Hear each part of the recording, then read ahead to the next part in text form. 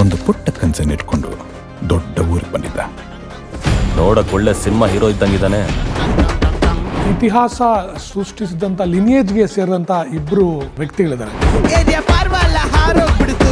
ಒಂದಂತೂ ನಿಜ ಏನಂದ್ರೆ ಅವಾಗಿನ ಅಂಡರ್ವರ್ಲ್ಡ್ ಏನ ಗ್ಯಾಂಗ್ಸ್ಟರ್ಸ್ ಇರ್ತಿದ್ರಲ್ಲ, ಅವರು ಬಹಳ ಫಿಯರ್ಸ್ ಆಗಿರ್ತಿದ್ರು.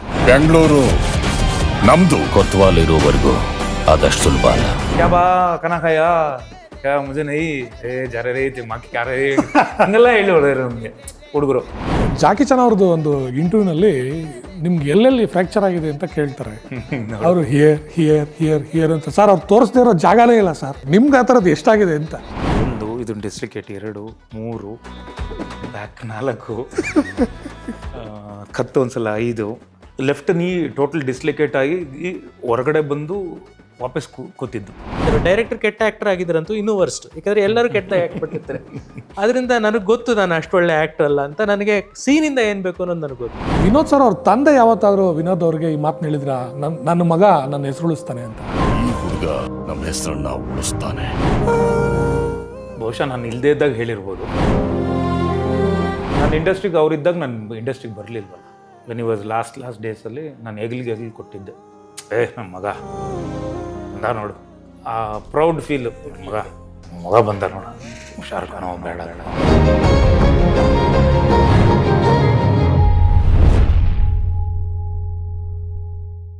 ನಮ್ಮ ಜೊತೆ ಇವತ್ತು ಇತಿಹಾಸ ಸೃಷ್ಟಿಸಿದಂಥ ಲಿನಿಯೇಜ್ಗೆ ಸೇರಿದಂಥ ಇಬ್ಬರು ವ್ಯಕ್ತಿಗಳಿದ್ದಾರೆ. ಒಬ್ಬರು ಸಾಹಿತ್ಯ ಕ್ಷೇತ್ರದಲ್ಲಿ ಹಿಸ್ಟ್ರಿ ಕ್ರಿಯೇಟ್ ಮಾಡಿದಂಥ ಲಿನಿಯೇಜ್ನವರು, ಮತ್ತೊಬ್ಬರು ಸಿನಿಮಾ ರಂಗದಲ್ಲಿ ಚಿತ್ರರಂಗದಲ್ಲಿ ಹೆಸರು ಮಾಡಿದಂಥ ಲಿನಿಯೇಜ್ನವರು. ನನ್ನ ಮೊದಲನೇ ಪ್ರಶ್ನೆ ವಿನೋದ್ ಅವ್ರಿಗೆ ಹೋಗುತ್ತೆ. ಆ್ಯನ್ ಆ್ಯಕ್ಟರ್ ಪ್ರಿಪೇರ್ಸ್ ಅಂತಾರೆ. ಆ ಬಲರಾಮನ ಪಾತ್ರ, ಆ ಬಲರಾಮ ನಿಮಗೆ ಅವರು ಇಂಟ್ರೊಡ್ಯೂಸ್ ಮಾಡಿದಾಗ ಅಥವಾ ಈ ಥರದ್ದೊಂದು ಕತೆ ಮಾಡ್ತಿದ್ದೀವಿ ಅಂದಾಗ ನಿಮ್ಮ ಪ್ರಿಪ್ರೇಷನ್ ಏನಿತ್ತು ಬಲರಾಮನಿಗೆ? ಅವರು ನಮ್ಮ ಶ್ರೇಯಸ್ ಅವರು ಈ ಕತೆ ಈ ಥರ ಮಾಡ್ತಾ ಇದ್ದೀವಿ ಅಂತ ಹೇಳಿ, ಅದಾದಮೇಲೆ ಚೈತನ್ಯ ಸರ್ ಅವರು ಆನ್ ಬೋರ್ಡ್ ಆಗ್ತಿದ್ದಾರೆ, ಅವರು ಡೈರೆಕ್ಷನ್ ಮಾಡ್ತಿದ್ದಾರೆ ಅಂದಾಗಲೇ ಸೊ ಎಕ್ಸೈಟೆಡ್. ನನಗೆ ಎಕ್ಸೈಟ್ ಆಗಿ ದೆನ್ ರೆಗ್ಯುಲರ್ಲಿ ನನಗೆ ಏನಾಗ್ತಿದೆ ಅಂದರೆ ಮಾದೇವದಿಂದನೇ ಪ್ರಿಪೇರ್ ಆಗ್ತೀನಿ ತುಂಬ. ಸೊ ಬಲರಾಮಂದು ಅಫ್ಕೋರ್ಸ್ ಬಲರಾಮಂದು ಅಂದರೆ ಇಟ್ ಇಸ್ ಫಿಕ್ಷನ್ ಕಥೆನೇ, ಬಟ್ ಒಂದಿಷ್ಟು ಹೋಲಿಕೆ ಇರುವಂಥದ್ದು ಇನ್ಫ್ಲುಯೆನ್ಸ್ ಇರುತ್ತೆ. ಆ್ಯಂಡ್ ಸರ್ ಜೊತೆ ಡಿಸ್ಕಸ್ ಮಾಡಿದಾಗ ತುಂಬಾ ಇನ್ಪುಟ್ಸ್ ತೊಗೊಂಡೆ. ಯಾವ ಥರ ಇರ್ತಾನೆ ಬಲರಾಮ, ಹೇಗಿರ್ತಾನೆ ಅನ್ನೋದು. ಬಿಕಾಸ್ ಇನ್ನಸೆಂಟ್ ಗೈ ಒಂದು ಆ ಕತೆ ಅಂದಾಗ ಭಾಳ ನಾನು ಪ್ರಿಪೇರ್ ಆಗಿದೆ. ಅಂದರೆ usually what I do is script ಜೊತೆನೇ ಟ್ರಾವೆಲ್ ಮಾಡ್ತೀನಿ ನಾನು. ಸೊ ಟ್ರಾವೆಲ್ ಮಾಡ್ತಾ ಅದು ಇಂಡ್ಯೂಸ್ ಆಗುತ್ತಲ್ಲ, ಇಂಡ್ಯೂಸ್ ಆದಾಗ then I felt Balarama okay strong guy ಅಂದಾಗ ಒಂದಿಷ್ಟು. ಆ್ಯಂಡ್ ರೆಗ್ಯುಲರ್ಲಿ ಪ್ಯಾಕ್ಸು ಯಾವಾಗಲೂ ಅದೇ ಮೇಂಟೈನ್ ಮಾಡ್ತಿದ್ದೆ. ಬಟ್ ಆಗಿನ ಕಾಲಘಟ್ಟದಲ್ಲಿ ಯಾರೂ 6 ಪ್ಯಾಕ್ಸು ಆ ಥರದ್ದೆಲ್ಲ ಇರಲಿಲ್ಲ. ಅಂದರೆ ಒಳ್ಳೆ ಘಟ ಹಂಗಿರಬೇಕು, ಸೈಜ್ ಆಗಿರಬೇಕು, ನೋಡಿದ ತಕ್ಷಣ ಆತ ಒಂದು ಅನಿಸ್ಬೇಕು, ಕಾಣಿಸ್ಬೇಕು ಹಂಗೆ ಅಂಥೇಳಿ. ಬಿಕಾಸ್ 85 95ವರೆಗೂ ಐ ಸೀನ್ ಮೈ ಫಾದರ್ ಆ ಥರ. ಆ ಟೈಮಲ್ಲಿ ಅವ್ರು ರೆಡಿ ಆಗೋಂಥ ಟೈಮಲ್ಲಿ ನಾವೆಲ್ಲ ಎದುರುಗಡೆ ಇದ್ರೆ ಎಲ್ಲ ರೆಡಿಯಾಗಿ ಇನ್ಶರ್ಟ್ ಮಾಡಿ ಆ ಪ್ಯಾಂಟು ನಮಗೆ ಬೆಲ್ ಬಾಟಮ್ ಅಲ್ಲ, ರೆಗ್ಯುಲರ್ ಫಾರ್ಮಲ್ ಪ್ಯಾಂಟ್, ಮೂಲಂಗಿ ಪ್ಯಾಂಟ್, ಮೂಲಂಗಿಲ್ಲ, ಸ್ಟ್ರೈಟ್ ಪ್ಯಾಂಟ್ಸ್, ಹೈ ವೇಸ್ಟ್. ಆಮೇಲೆ ಆ ಟೈಮಲ್ಲಿ ಆ ಒಂದು ಕೈ 2 ಫೋಲ್ಡು ಇದೆಲ್ಲ. ಸೊ ಆ ಕಾಸ್ಟ್ಯೂಮ್ ಎಲ್ಲ ಟ್ರಯಲ್ ಮಾಡಿ ಅದಾದಮೇಲೆ ಆ ಪಾತ್ರಕ್ಕೆ ಅಂತ ಹೇಳಿ ನನಗೆ ತುಂಬ ಸ್ಕ್ರಿಪ್ಟಲ್ಲಿ ನಾನು ಇನ್ವಾಲ್ವ್ ಆಗ್ತಾ ದೆನ್ ನನ್ನ ಒಂದು ಮೈಂಡಲ್ಲಿತ್ತು, ಸರಿ ಈ ಥರ ಹೇಗಿರುತ್ತೆ ಅಂತ ಕೆಲವರು ತುಂಬ ಡಿಸ್ಕಸ್ ಮಾಡಿ ಅದಾದಮೇಲೆ ನಾನು ಒಂದಿಷ್ಟು ಕಾಸ್ಟ್ಯೂಮ್ಸ್ ಎಲ್ಲ ಆದಮೇಲೆ ಮತ್ತೆ ಫೋಟೋ ಕಳಿಸೋದು, ಇದು ಚೆನ್ನಾಗಿದೆ ಚೆನ್ನಾಗಿಲ್ಲ ಅಂತ. ಬಟ್ ಅದೆಲ್ಲ ಒಂದು ಸೈಡ್ ಇದ್ದರೆ, ಬಟ್ ಕ್ಯಾರೆಕ್ಟರ್ ಒಳಗಡೆ ನಾನು I usually get in side the character. ನನಗೆ ಆ ಒಂದು ಸ್ಕ್ರಿಪ್ಟೆಲ್ಲ ಬಂದಮೇಲೆ ಒಂದು ಸ್ವಲ್ಪ ಟೈಮ್ ಇದ್ದಿದ್ದರಿಂದ, ಬಿಕಾಸ್ ಪ್ರೀವಿಯಸ್ ಆಗ್ತಾನೆ ಮಾದೇವ ಎಲ್ಲ ಮುಗಿಸಿ ಬಂದು ಆ ಒಂದು ಮಾದೇವಿಂದ ಹೊರಗಡೆ ಬಂದು ಮತ್ತೆ ಬಲರಾಮನ್ ಹೊರಗಡೆ ಹೋಗಿ ಇಟ್ ವಾಸ್ ತುಂಬ ಚೆನ್ನಾಗಿತ್ತು ಆ್ಯಕ್ಚುಲಿ ಆ ಒಂದು ಕ್ಯಾರೆಕ್ಟರ್ ಪ್ಲೇ ಮಾಡೋಕ್ಕೆ. ನಾನು ಯಾಕೆ ಕೇಳಿದೆ ಅಂತಂದರೆ, ಆ ದಿನಗಳಲ್ಲಿ ನಾವು ನೋಡಿದಂಥ ಜಾಸ್ತಿ ಹೆಸರುಗಳು ಕೇಳ್ತಾ ಇದ್ದು ಶ್ರೀಧರ್, ಬಚ್ಚನ್, ಸ್ಯಾಮ್ಸನ್, ಆಮೇಲೆ ಬಲರಾಮ. ಆ ಬಲರಾಮ ಎಲ್ಲಾದರೂ ಒಂದು ಅಟ್ಯಾಕ್ಗೆ ಅಂತ ನುಗ್ಗಿದ್ರೆ ಯೂಶ್ವಲಿ ಅಲ್ಲಿ ಯಾರಾದರೂ ಹೋಗಬೇಕು, ಹೋಗಲಿಲ್ಲ ಅಂತ ಉಳ್ಕೊಂಡ್ರು ಅಂತಂದರೆ 307 ಆಗಿಬಿಡ್ತಿದ್ರಂತೆ. ಆ ರೇಂಜ್ಗೆ ಅಟ್ಯಾಕ್ ಇರ್ತಿತ್ತಂತೆ ಬಲರಾಮಂದು. ಸೊ ಇನ್ಫ್ಯಾಕ್ಟ್ ನೀವು ಅಥವಾ ನಿಮ್ಮ ತಂದೆಯವರು ನೋನ್ ಫಾರ್ ಬಾಡಿ ಬಿಲ್ಡಿಂಗ್ ಅಥವಾ ಸ್ಟ್ರೆಂತು, ಆ ಬಲಕ್ಕೆ. ಅದಕ್ಕೆ ಕೇಳಿದೆ ನಾನು, ಆ ಬಲರಾಮನ ಕ್ಯಾರೆಕ್ಟರ್ ನಿಮ್ಮ ಹತ್ರ ಬಂದಾಗ ನಿಮ್ಗೆ ಹೇಗೆ ಅನ್ನಿಸ್ತು, ಹೇಗೆ ಪ್ರಿಪೇರ್ ಆದ್ರಿ ಅಂತ ಅದಕ್ಕೆ ಕೇಳಿದ್ದು ನಾನು ಆ ನಿಟ್ಟಿನಲ್ಲಿ. ಸರ್, ಈ ಸಿನಿಮಾ ಆ ದಿನಗಳ ಮತ್ತೊಂದು ಅಧ್ಯಾಯ ಅಂತ ಹೇಳ್ತಿದ್ದೀರಾ, ಹೇಗೆ ಸರ್ ಇನ್ನೊಂದು ಅಧ್ಯಾಯ? ವಾಟ್ ಕಂಟಿನ್ಯೂಸ್ ಅದು ಅಲ್ಲಿಂದ ಮತ್ತೆ ಹೇಗೆ? ಅಂದರೆ ಅದೇ ಕಾಲಘಟ್ಟದಲ್ಲಿ ನಡೆಯುವಂಥ ಇನ್ನೊಂದು ಕತೆ, ಅದೇ ಜಗತ್ತನ್ನು ಮತ್ತೆ ನಾವು ಸೃಷ್ಟಿ ಮಾಡೋಕ್ಕೆ ಪ್ರಯತ್ನವನ್ನು ಪಟ್ಟಿದ್ದೀವಿ. 85ರಿಂದ 95ರ ಒಂದು ದಶಕದ ಕಥೆ. ಆದರೆ ಆ ದಿನಗಳು 100% ಸತ್ಯಕಥೆ ಆಗಿತ್ತು. ಇದು 100% ಸತ್ಯಕಥೆ ಅಲ್ಲ. ಇದು ಒಂದು ರೀತಿಯ ನಿಜ ಜೀವದ ಅನೇಕ ಕ್ಯಾರೆಕ್ಟರ್ಗಳಿಂದ ಸ್ಫೂರ್ತಿಗೊಂಡು ಕಟ್ಟಿದಂಥ ಕಾಲ್ಪನಿಕ ಕಥೆ. ಅದರಿಂದ ನೀವು ಬಲರಾಮನ ಬಗ್ಗೆ ಅವ್ರಿಗೆ ಏನು ಡೀಟೇಲ್ ಹೇಳ್ತೀರಾ, 307 ಆಗ್ತಿತ್ತು ಇತ್ಯಾದಿ, ಅದು ರೌಡಿ ಬಲರಾಮ ಅಂತ ಒಬ್ಬರು ಇದ್ದರು, ಅವರ ಕತೆ. ಆದರೆ ನಮ್ಮ ಬಲರಾಮ ಆ ರೌಡಿ ಬಲರಾಮ ಅಲ್ಲ, ಆ ರೌಡಿ ಬಲರಾಮನ ಬಯೋಪಿಕ್ ಕೂಡ ಅಲ್ಲ. ಅದಕ್ಕೆ ನನ್ನ ಪ್ರಿಪ್ರೇಷನ್ ನಾನು ಹೇಳಿದ್ದು, ನಾನು ಅವ್ರನ್ನ ನೋಡಿ ಅಥವಾ ಅವ್ರ ಬಗ್ಗೆ ಇನ್ಸ್ಪೈರ್ ಆಗಿ ನಾನು ಓಕೆ ಹಿಂಗೆ ಮಾಡ್ತಿದ್ರಲ್ಲ ನಾನು ಹಂಗೆ ಮಾಡಬೇಕು, ಅದನ್ನು ಮಾಡಲಿಲ್ಲ. ಬಿಕಾಸ್ ದಿಸ್ ಇಸ್ ಇದು ಇವರು ಸೃಷ್ಟಿ ಮಾಡಿಕೊಂಡ್ರು ಅಂತ ಬಲರಾಮ. ಸೊ ನಾನು ಆಗ 2 ಸಾಮಾನ್ಯ ಗುಂಪುಗಳು ಇರ್ತಾಯಿತ್ತು ಅಂತ ಕೇಳ್ಪಟ್ಟೆ ಸರ್. ಒಂದು ಮಂಡ್ಯ ಅಂತ ಕರ್ಸ್ಕೊತಾ ಇದ್ದಂಥ ಒಂದು ಗುಂಪು, ಇನ್ನೊಂದು ಕೋಲಾರ ಅಂತ ಕರ್ಸ್ಕೊತಾ ಇದ್ದಂಥ ಗುಂಪು. ಈ 2 ಗುಂಪಿಗೂ ಸೇರ್ತಿರಲ್ಲ ಸಾಮಾನ್ಯ ಫಿಕ್ಷನಲ್ ಬಲರಾಮ ಅಂತ ಕೇಳ್ಪಟ್ಟಿದ್ದೀನಿ. ಸೊ ಒಬ್ಬರೇ ಹೋಗ್ತಾ ಇದ್ದಂಥದ್ದು, ಒಂಟಿ ಸಲಗ ಆಗಿ ಹೋಗ್ತಾ ಇದ್ದಂಥದ್ದು, ನಿಜಾನ ಅದು? ಅಗ್ನಿಶ್ರೀಧರ್ ಅವರು ಅವರ ದಾದಾಗಿರಿ ದಿನಗಳು ಪುಸ್ತಕದಲ್ಲಿ ನನಗೆ ಜ್ಞಾಪಕ ಇರೋ ಪ್ರಕಾರ ಬರೆಯೋದೇನೆಂದರೆ, ಒಂದು ಕೋಲಾರಿನ ಒಂದು ಗುಂಪಿತ್ತು, ಒಂದು ಹಾಸನದ ಒಂದು ಗುಂಪಿತ್ತು ಅಂತ. ಹಾಸನ ಮಂಡ್ಯ. ಬಟ್ ದೇವರ್ ಕಾಲ್ಡ್ ಮಂಡ್ಯ ಟೀಮ್ ಅಂತ. ಹೌದಾ? ಓಕೆ. ಅದು ನಿಜ ಜೀವನದ ಮಂಡ್ಯ ಕೋಲಾರ ಟೀಮ್ ಅಂತ. ಹೌದು. ಸೊ ಈ ಒಂದಂತೂ ನಿಜ ಏನಂದರೆ, ಅವಾಗಿನ ಅಂಡರ್ವರ್ಲ್ಡ್ ಗ್ಯಾಂಗ್ಸ್ಟರ್ಸ್ ಇರ್ತಿದ್ರಲ್ಲ, ಅವರು ಬಹಳ ಫಿಯರ್ಸ್ ಆಗಿರ್ತಿದ್ರು. ಶ್ರೀಧರ್ ಅವ್ರ ಜೊತೆ ಇದ್ದಾಗ ಒಂದು ಕಥೆ ಹೇಳೋರು, ಒಬ್ಬ ರೌಡಿ ಬಗ್ಗೆ. ಅವನು ಹಾಗೆ ಸುಮ್ಮನೆ ಇದಕ್ಕೆ ಲೈಟ್ ಕಂಬಕ್ಕೆ ತಲೆ ಹೊಡೆಯೋನಂತೆ, ಯಾರಿಗಾರು ಹೊಡೆಯೋಕ್ಕಿಂತ ಮುಂಚೆ ಲೈಟ್ ಕಂಬಕ್ಕೆ ಅವನ ತಲೆನೇ ಅವ್ನು ಹೊಡ್ಕೊಳ್ಳೋನಂತೆ, ಅದು ಶಬ್ದ ಬರೋದಂತೆ. ಆಮೇಲೆ ಜಯರಾಜ್ ಅವ್ರಿಗೆ ಅಟ್ಯಾಕ್ ಮಾಡಿದಾಗ ಅದು ಮಚ್ಚು ಬೌನ್ಸ್ ಆಗ್ತದೆ. ಸೊ ಆ ಒಂದು ಇದದು ಲೈಫ್ ಅದು ಈಗ ನಮಗೆ ಕಾಣಿಸೋದಿಲ್ಲ. ಇವತ್ತಿನ ಬೆಂಗಳೂರಿನ ರೌಡಿಸಮಲ್ಲಿ ನಾವು ಅದು ಕಾಣಿಸೋದಿಲ್ಲ. ಅದನ್ನು ಒಂದು ರೀತಿ ಸೃಷ್ಟಿ ಮಾಡುವ ಪ್ರಯತ್ನ ನಾವು ಮಾಡಿದ್ದೀವಿ. ಯಾವ ಸಂದರ್ಭದಲ್ಲಿ ಬಲರಾಮ ಅವರು ಆ ಜಯರಾಮಣ್ಣ ಟೀಮ್ಗೆ ಸೇರ್ಕೊಳ್ಳೋಂಥ ಇದು ಬರುತ್ತೆ ಸರ್, ಸೀಕ್ವೆನ್ಸ್ ಬರುತ್ತೆ ನಮ್ಮ ಕಥೆಯಲ್ಲಿ? ನಿಮ್ಮ ಕಥೆಯಲ್ಲಿ ಅದಕ್ಕೆ ನಾನು ಜಯರಾಮಣ್ಣ ಅಂತಂದೆ. ಹೌದಾ? ಅಲ್ಲ, ಅದನ್ನು ನೀವು ಸಿನಿಮಾ ನೋಡೇ ಇದು ಮಾಡ್ಬೇಕು. ಯಾಕೆಂದರೆ ಈ ಥರ ಡೀಟೇಲ್ಸೇ ಮುಖ್ಯ, ಒಂದು ಕುತೂಹಲ ಕೆರಳಿಸುವಂಥದ್ದು. ಇದನ್ನು ನಾವು ಈಗಲೇ ಬಿಟ್ಕೊಟ್ಬಿಟ್ವಿ ಅಂದರೆ ನೋಡುವಾಗ ಮಜಾ ಇರೋದಿಲ್ಲ. ಅಲ್ಲಿ ಕ್ಯಾರೆಕ್ಟರ್ಗಳಲ್ಲಿ ನೋಡ್ತಾ ಇದ್ರೆ ಸರ್, ನಮಗೆ ಅತುಲ್ ಕುಲಕರ್ಣಿ ಅವರು ಕಾಣಿಸ್ತಾರೆ, ಆಮೇಲೆ ಶರತ್ ಲೋಹಿತಾಶ್ ಅವರು ಕಾಣಿಸ್ತಾರೆ, ಆಶೀಶ್ ವಿದ್ಯಾರ್ಥಿ ಅವರು ಕಾಣಿಸ್ತಾರೆ. ಅವರ ಆ ಕ್ಯಾರೆಕ್ಟರ್ಗಳೂ ನಮ್ಗೆ ಆ ದಿನಗಳನ್ನು ನೆನಪಿಸುತ್ತೆ. ಸೊ ಸ್ಪೆಷಲಿ ಶ್ರೀಧರ್ ಸರ್ದು ಕ್ಯಾರೆಕ್ಟರ್ ಭಾಳ ಜಾಸ್ತಿ ಕಾಣಿಸ್ಕೊಳ್ಳೋವಂಥದ್ದು. ಆ ಪಾತ್ರದ ಬಗ್ಗೆ ಹೇಳ್ಬೋದು ಸರ್? ಅತುಲ್ ಕುಲಕರ್ಣಿ ಅವರ ಪಾತ್ರ. ಅತುಲ್ ಕುಲಕರ್ಣಿ ಅವರು ಒಂದು ಭಾಳ ವಿದ್ಯಾವಂತರು. ಅವರು ಅಂಡರ್ವರ್ಲ್ಡ್ಗೆ ಹೋಗಿ ಆಮೇಲೆ ಏನಾಯಿತು ಅನ್ನೋದು, ಅವರು ಬಲರಾಮನ ಸಂಪರ್ಕ ಹೇಗೆ ಅವ್ರಿಗೆ ಬಂತು, ಅವರ ಮತ್ತು ಬಲರಾಮನ ರಿಲೇಷನ್ಶಿಪ್ ಹೇಗಿತ್ತು ಅನ್ನೋದು ನಾವು ಎಕ್ಸ್ಪ್ಲೋರ್ ಮಾಡೋಕ್ಕೆ ಟ್ರೈ ಮಾಡಿದ್ವಿ. ನಾನು ವಿಶೇಷವಾಗಿ ವಿನೋದ್ ಅವ್ರನ್ನ ಕಂಗ್ರ್ಯಾಚುಲೇಟ್ ಮಾಡಬೇಕು. ಯಾಕಂದರೆ ನಾನು ಒಂದ್ಸತಿ ಆಫ್ ದ ಕ್ಯಾಮ್ರಾ ಒಂದ್ಸತಿ ಮಾತಾಡ್ಬೇಕಾದ್ರೆ ಕೇಳಿದ್ದೆ, ಅವರು ಫೈಟ್ಸನ್ನು ಹೇಗೆ ಮ್ಯಾನೇಜ್ ಮಾಡ್ತಾರೆ ಅಂತ. ಬಿಕಾಸ್ ಅವ್ರಿಗೇನೋ ಸಮಸ್ಯೆ ಆಗಿತ್ತು, ಅದು ಸ್ಟಂಟ್ ಮಾಡ್ಬೇಕಾದ್ರೆ. ಅವ್ರು ಲ್ಯಾಂಡಿಂಗ್ಗೆ ಒಂದು ಕಾಲಲ್ಲಿ ಮಾಡ್ತಾರೆ, ಮತ್ತು ಕಿಕ್ ಮಾಡೋದು ಇನ್ನೊಂದು ಕಾಲಲ್ಲಿ ಮ್ಯಾನೇಜ್ ಮಾಡ್ತಾರೆ ಅಂತ. ಸೊ ಇದರಲ್ಲಿ ಸಿನಿಮಾನೇ ರೋಡಿಸಮ್ ಫಿಲ್ಮ್ ಆದ್ದರಿಂದ ಎಷ್ಟು ಕಷ್ಟ ಆಯಿತು, ಹೇಗೆ ಮಾಡಿದ್ರಿ ಅದನ್ನ ಮ್ಯಾನೇಜ್ ಹೇಗೆ ಮಾಡಿದ್ರಿ ಅಂತ? ಲೆಫ್ಟ್ ನೀ ಟೋಟಲ್ ಡಿಸ್ಲೊಕೇಟ್ ಆಗಿ ಹೊರಗಡೆ ಬಂದು ವಾಪಸ್ ಕೂತಿದ್ದು. ಸೊ ಎಕ್ಸಾಕ್ಟ್ಲಿ ರಾಬರ್ಟ್ ಡೇಟ್ ಟೈಮಲ್ಲಿ. ಸೊ ಸೆಟ್ ಎಲ್ಲ ರೆಡಿ ಆಗಿದೆ, ಜಗಪತಿ ಬಾಬು ಅವರು ಡೇಟ್ ತೊಗೊಂಡಿದ್ದಾಯಿತು, ದರ್ಶನ್ ಸರೂ ಎಲ್ಲ ರೆಡಿ ಆದರು ಎಲ್ಲ. ನಾನು ಸೈಜಿಂಗಲ್ಲಿದ್ದೆ ಬಾಡಿ, ಯಾಕಂದರೆ ಬೇರೆ ಬಾಡಿ ಇದೆ ಅಂದಾಗ ಇಟ್ಸ್ ಅ ಪ್ರಾಸೆಸ್. ಸೈಜ್ ಆಗಿ ಮತ್ತೆ ಕಟ್ ಡೌನ್ ಮಾಡಬೇಕು ಅಂತ. ಸೊ ಸೈಜಿಂಗಲ್ಲಿದ್ದಾಗ body weight I couldn't lift my body weight. Usually ಸ್ಟಂಟ್ಗಳು ಅಷ್ಟು ಈಸಿಯಾಗಿ ಮಾಡೋನು. ಒಂದು ಮಿಸ್ಕ್ಯಾಲ್ಕುಲೇಷನ್, ಬೆಳಗ್ಗೆನೇ ಅದು ಹೋಗಿ ಬೆಡ್ ಮೇಲೆ ಬಿತ್ತು ಕಾಲಿದೆ. ನನಗೆ ಟೋಟಲ್ ರಾಬರ್ಟದು ಅಯ್ಯಯ್ಯೋ, ಒಂದು ವಾರ ಮುಂದಕ್ಕೆ ಹೋಯ್ತು ಶೂಟಿಂಗ್. ದೆನ್ ಅದಾದಮೇಲೆ ಟೋಟಲ್ ನನಗೆ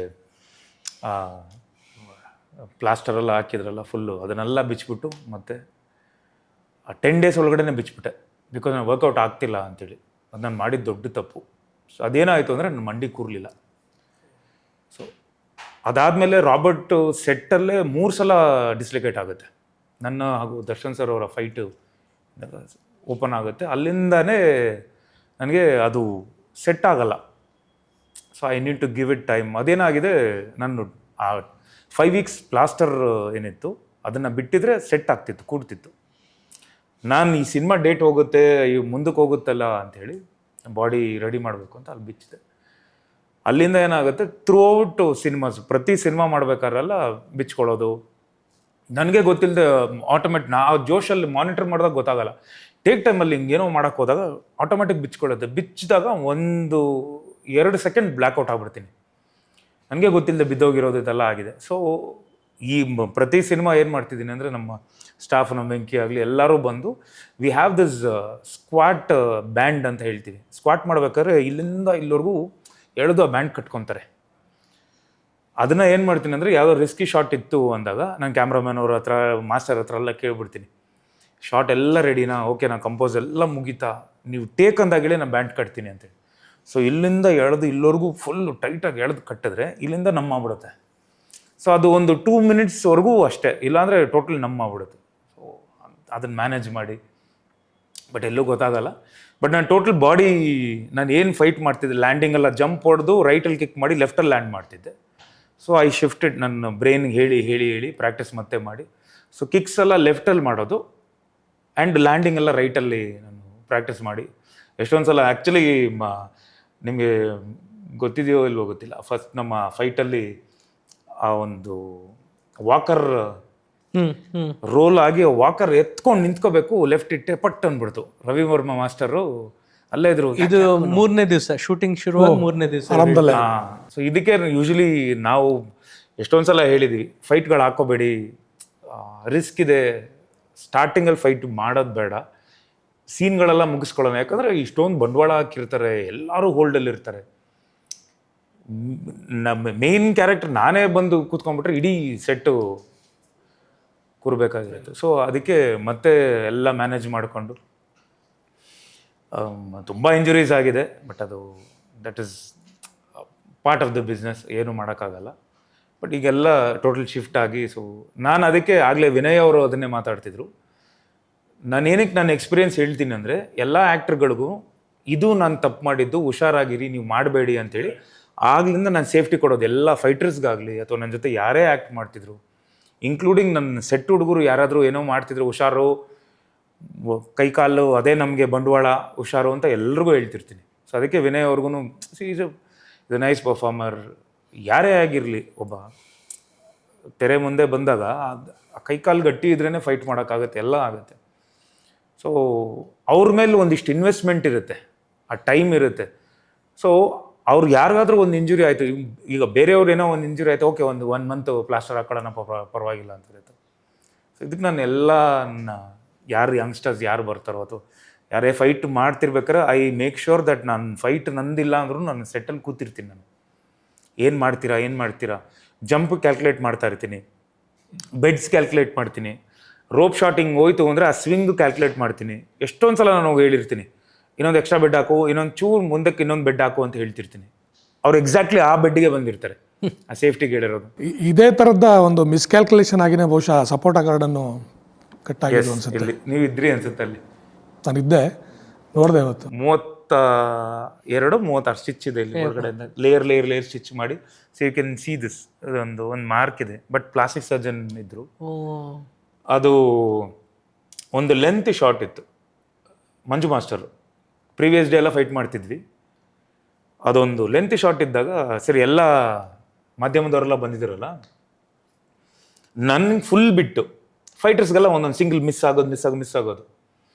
ಎಲ್ಲ ಕೋಲು ಸ್ಟಿಕ್ಸು ಕೋಲ್ ವರ್ಷ ಎತ್ತರದ್ದು ಒಂದು ಫೈಟ್, ಒಂದು ಜಂಪ್ ಹೊಡೆದೆ, ಒಂದು ಡೈವ್ ಹೊಡೆದು ರೋಲ್ ಆಗಿ ಹಿಂಗೆ ನೋಡ್ತಿದ್ದೆ, ಕರೆಕ್ಟಾಗಿ ಮೇಲ್ ಮಿಸ್ ಮಾಡಬೇಕು, ಹಿಂಗೆ ಬಂದು ಒಂದು ರೌಂಡ್ ಹೊಡೆದು ಕೆಳಗೆ ಬಿದ್ದೆ.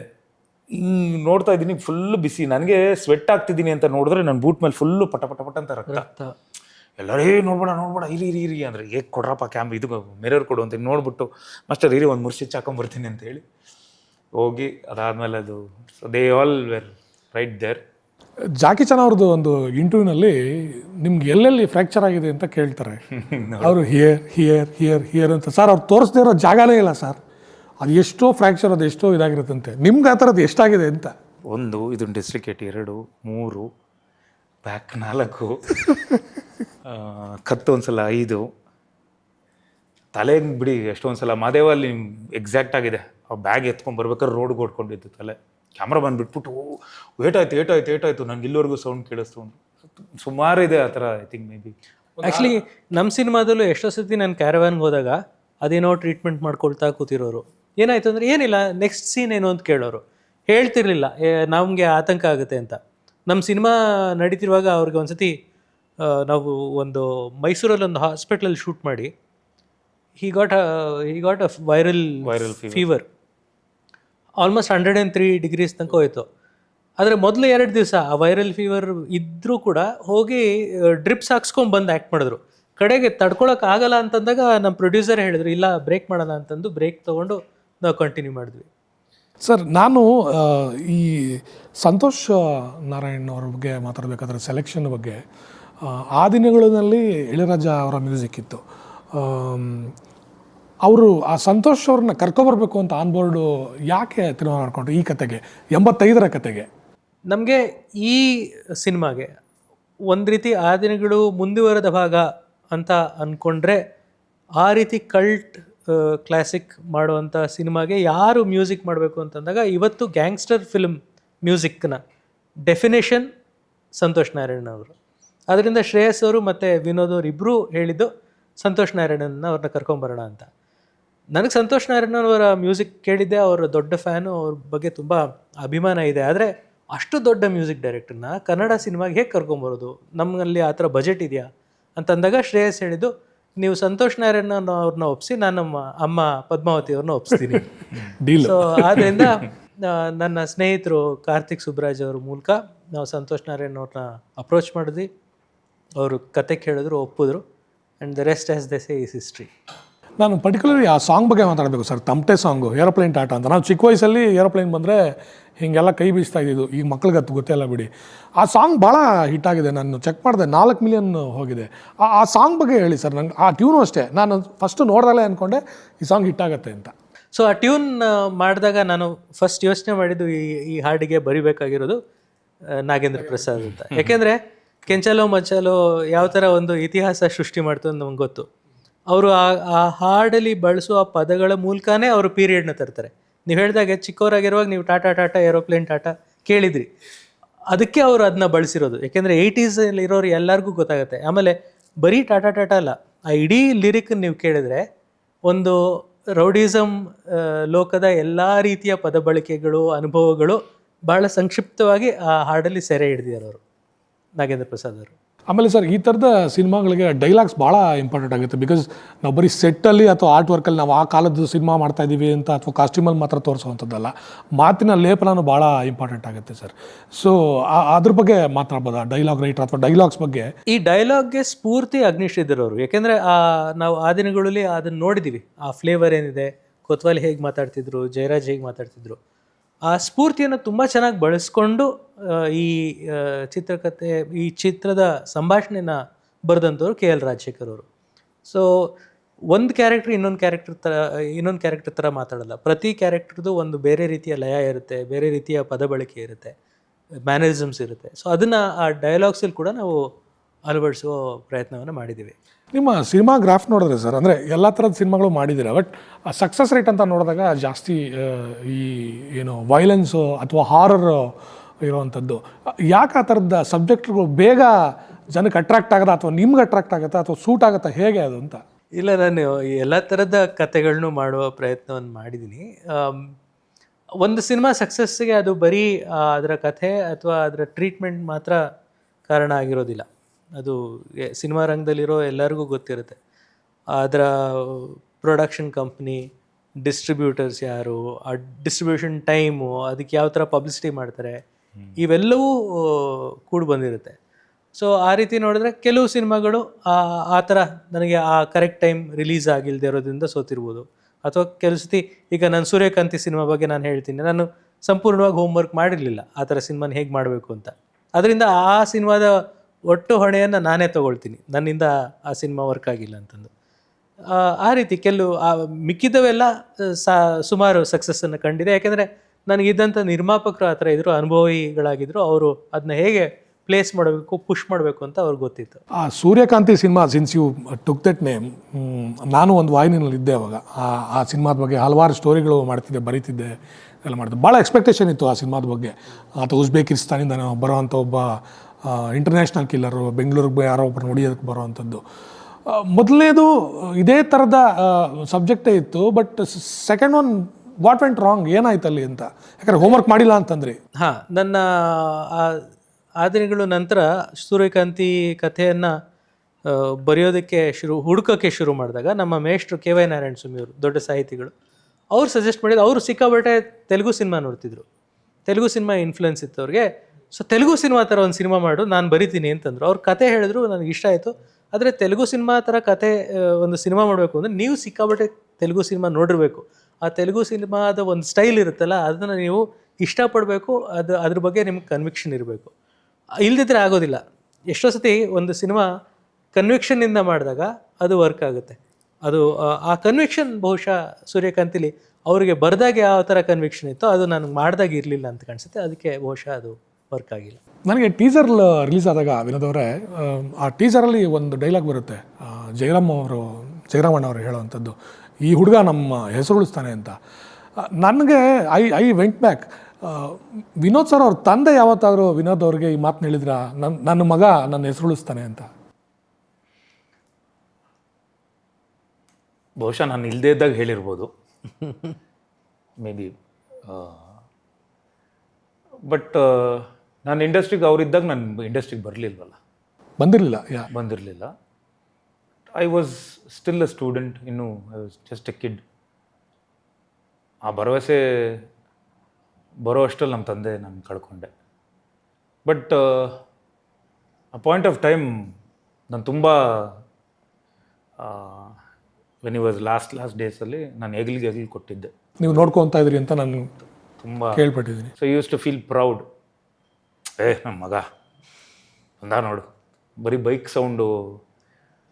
HD ಇಲ್ಲ, ನನ್ನ ಹತ್ರ RD 350cc ಇತ್ತು ಆ ಟೈಮಲ್ಲಿ, ಡಬಲ್ ಸೈಲೆನ್ಸರ್ ಗಾಡಿ, ಡಬಲ್ ಸೈಲೆನ್ಸರ್, ಯಮಹ, ಅದು ರಾಜದೂತ್ದು, ರಾಜದೂತ್.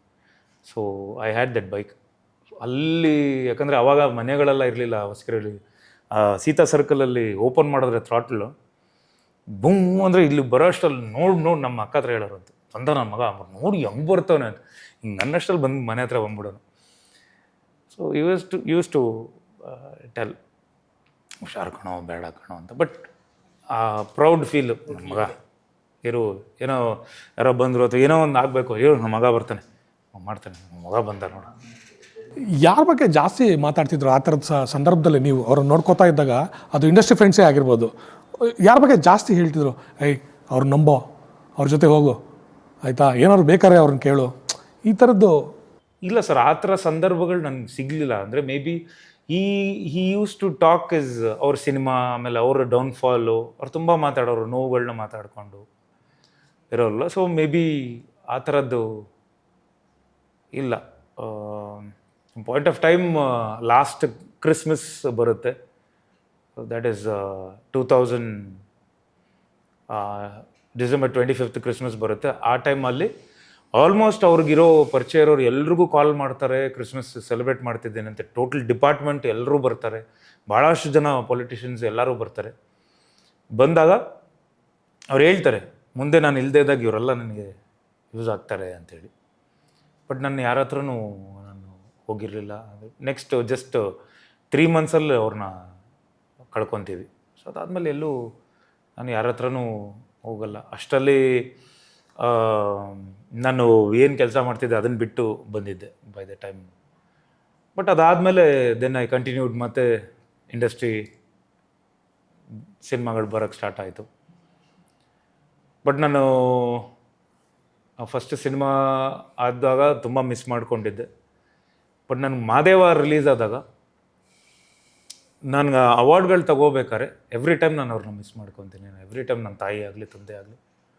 ನಾನು ಇವತ್ತು 2 ಅವಾರ್ಡು ನ್ಯೂಸ್ 18 ಅವರು ಬೆಸ್ಟ್ ಆ್ಯಕ್ಟರ್ ಅವಾರ್ಡ್ ಕೊಟ್ಟರು. ಮೊನ್ನೆ ಚಿತ್ತಾರದು ಬೆಸ್ಟ್ ಆ್ಯಕ್ಟರ್ ಕ್ರಿಟಿಕ್ ಬಂತು. ಒಂದಿಷ್ಟು ಇನ್ನೂ ಲೈನಪ್ಸಲ್ಲಿದೆ. ಬಟ್ ಆದರೆ ಪ್ರತಿ ವೇದಿಕೆ ಮೇಲೂ I tell I dedicate this award to my father.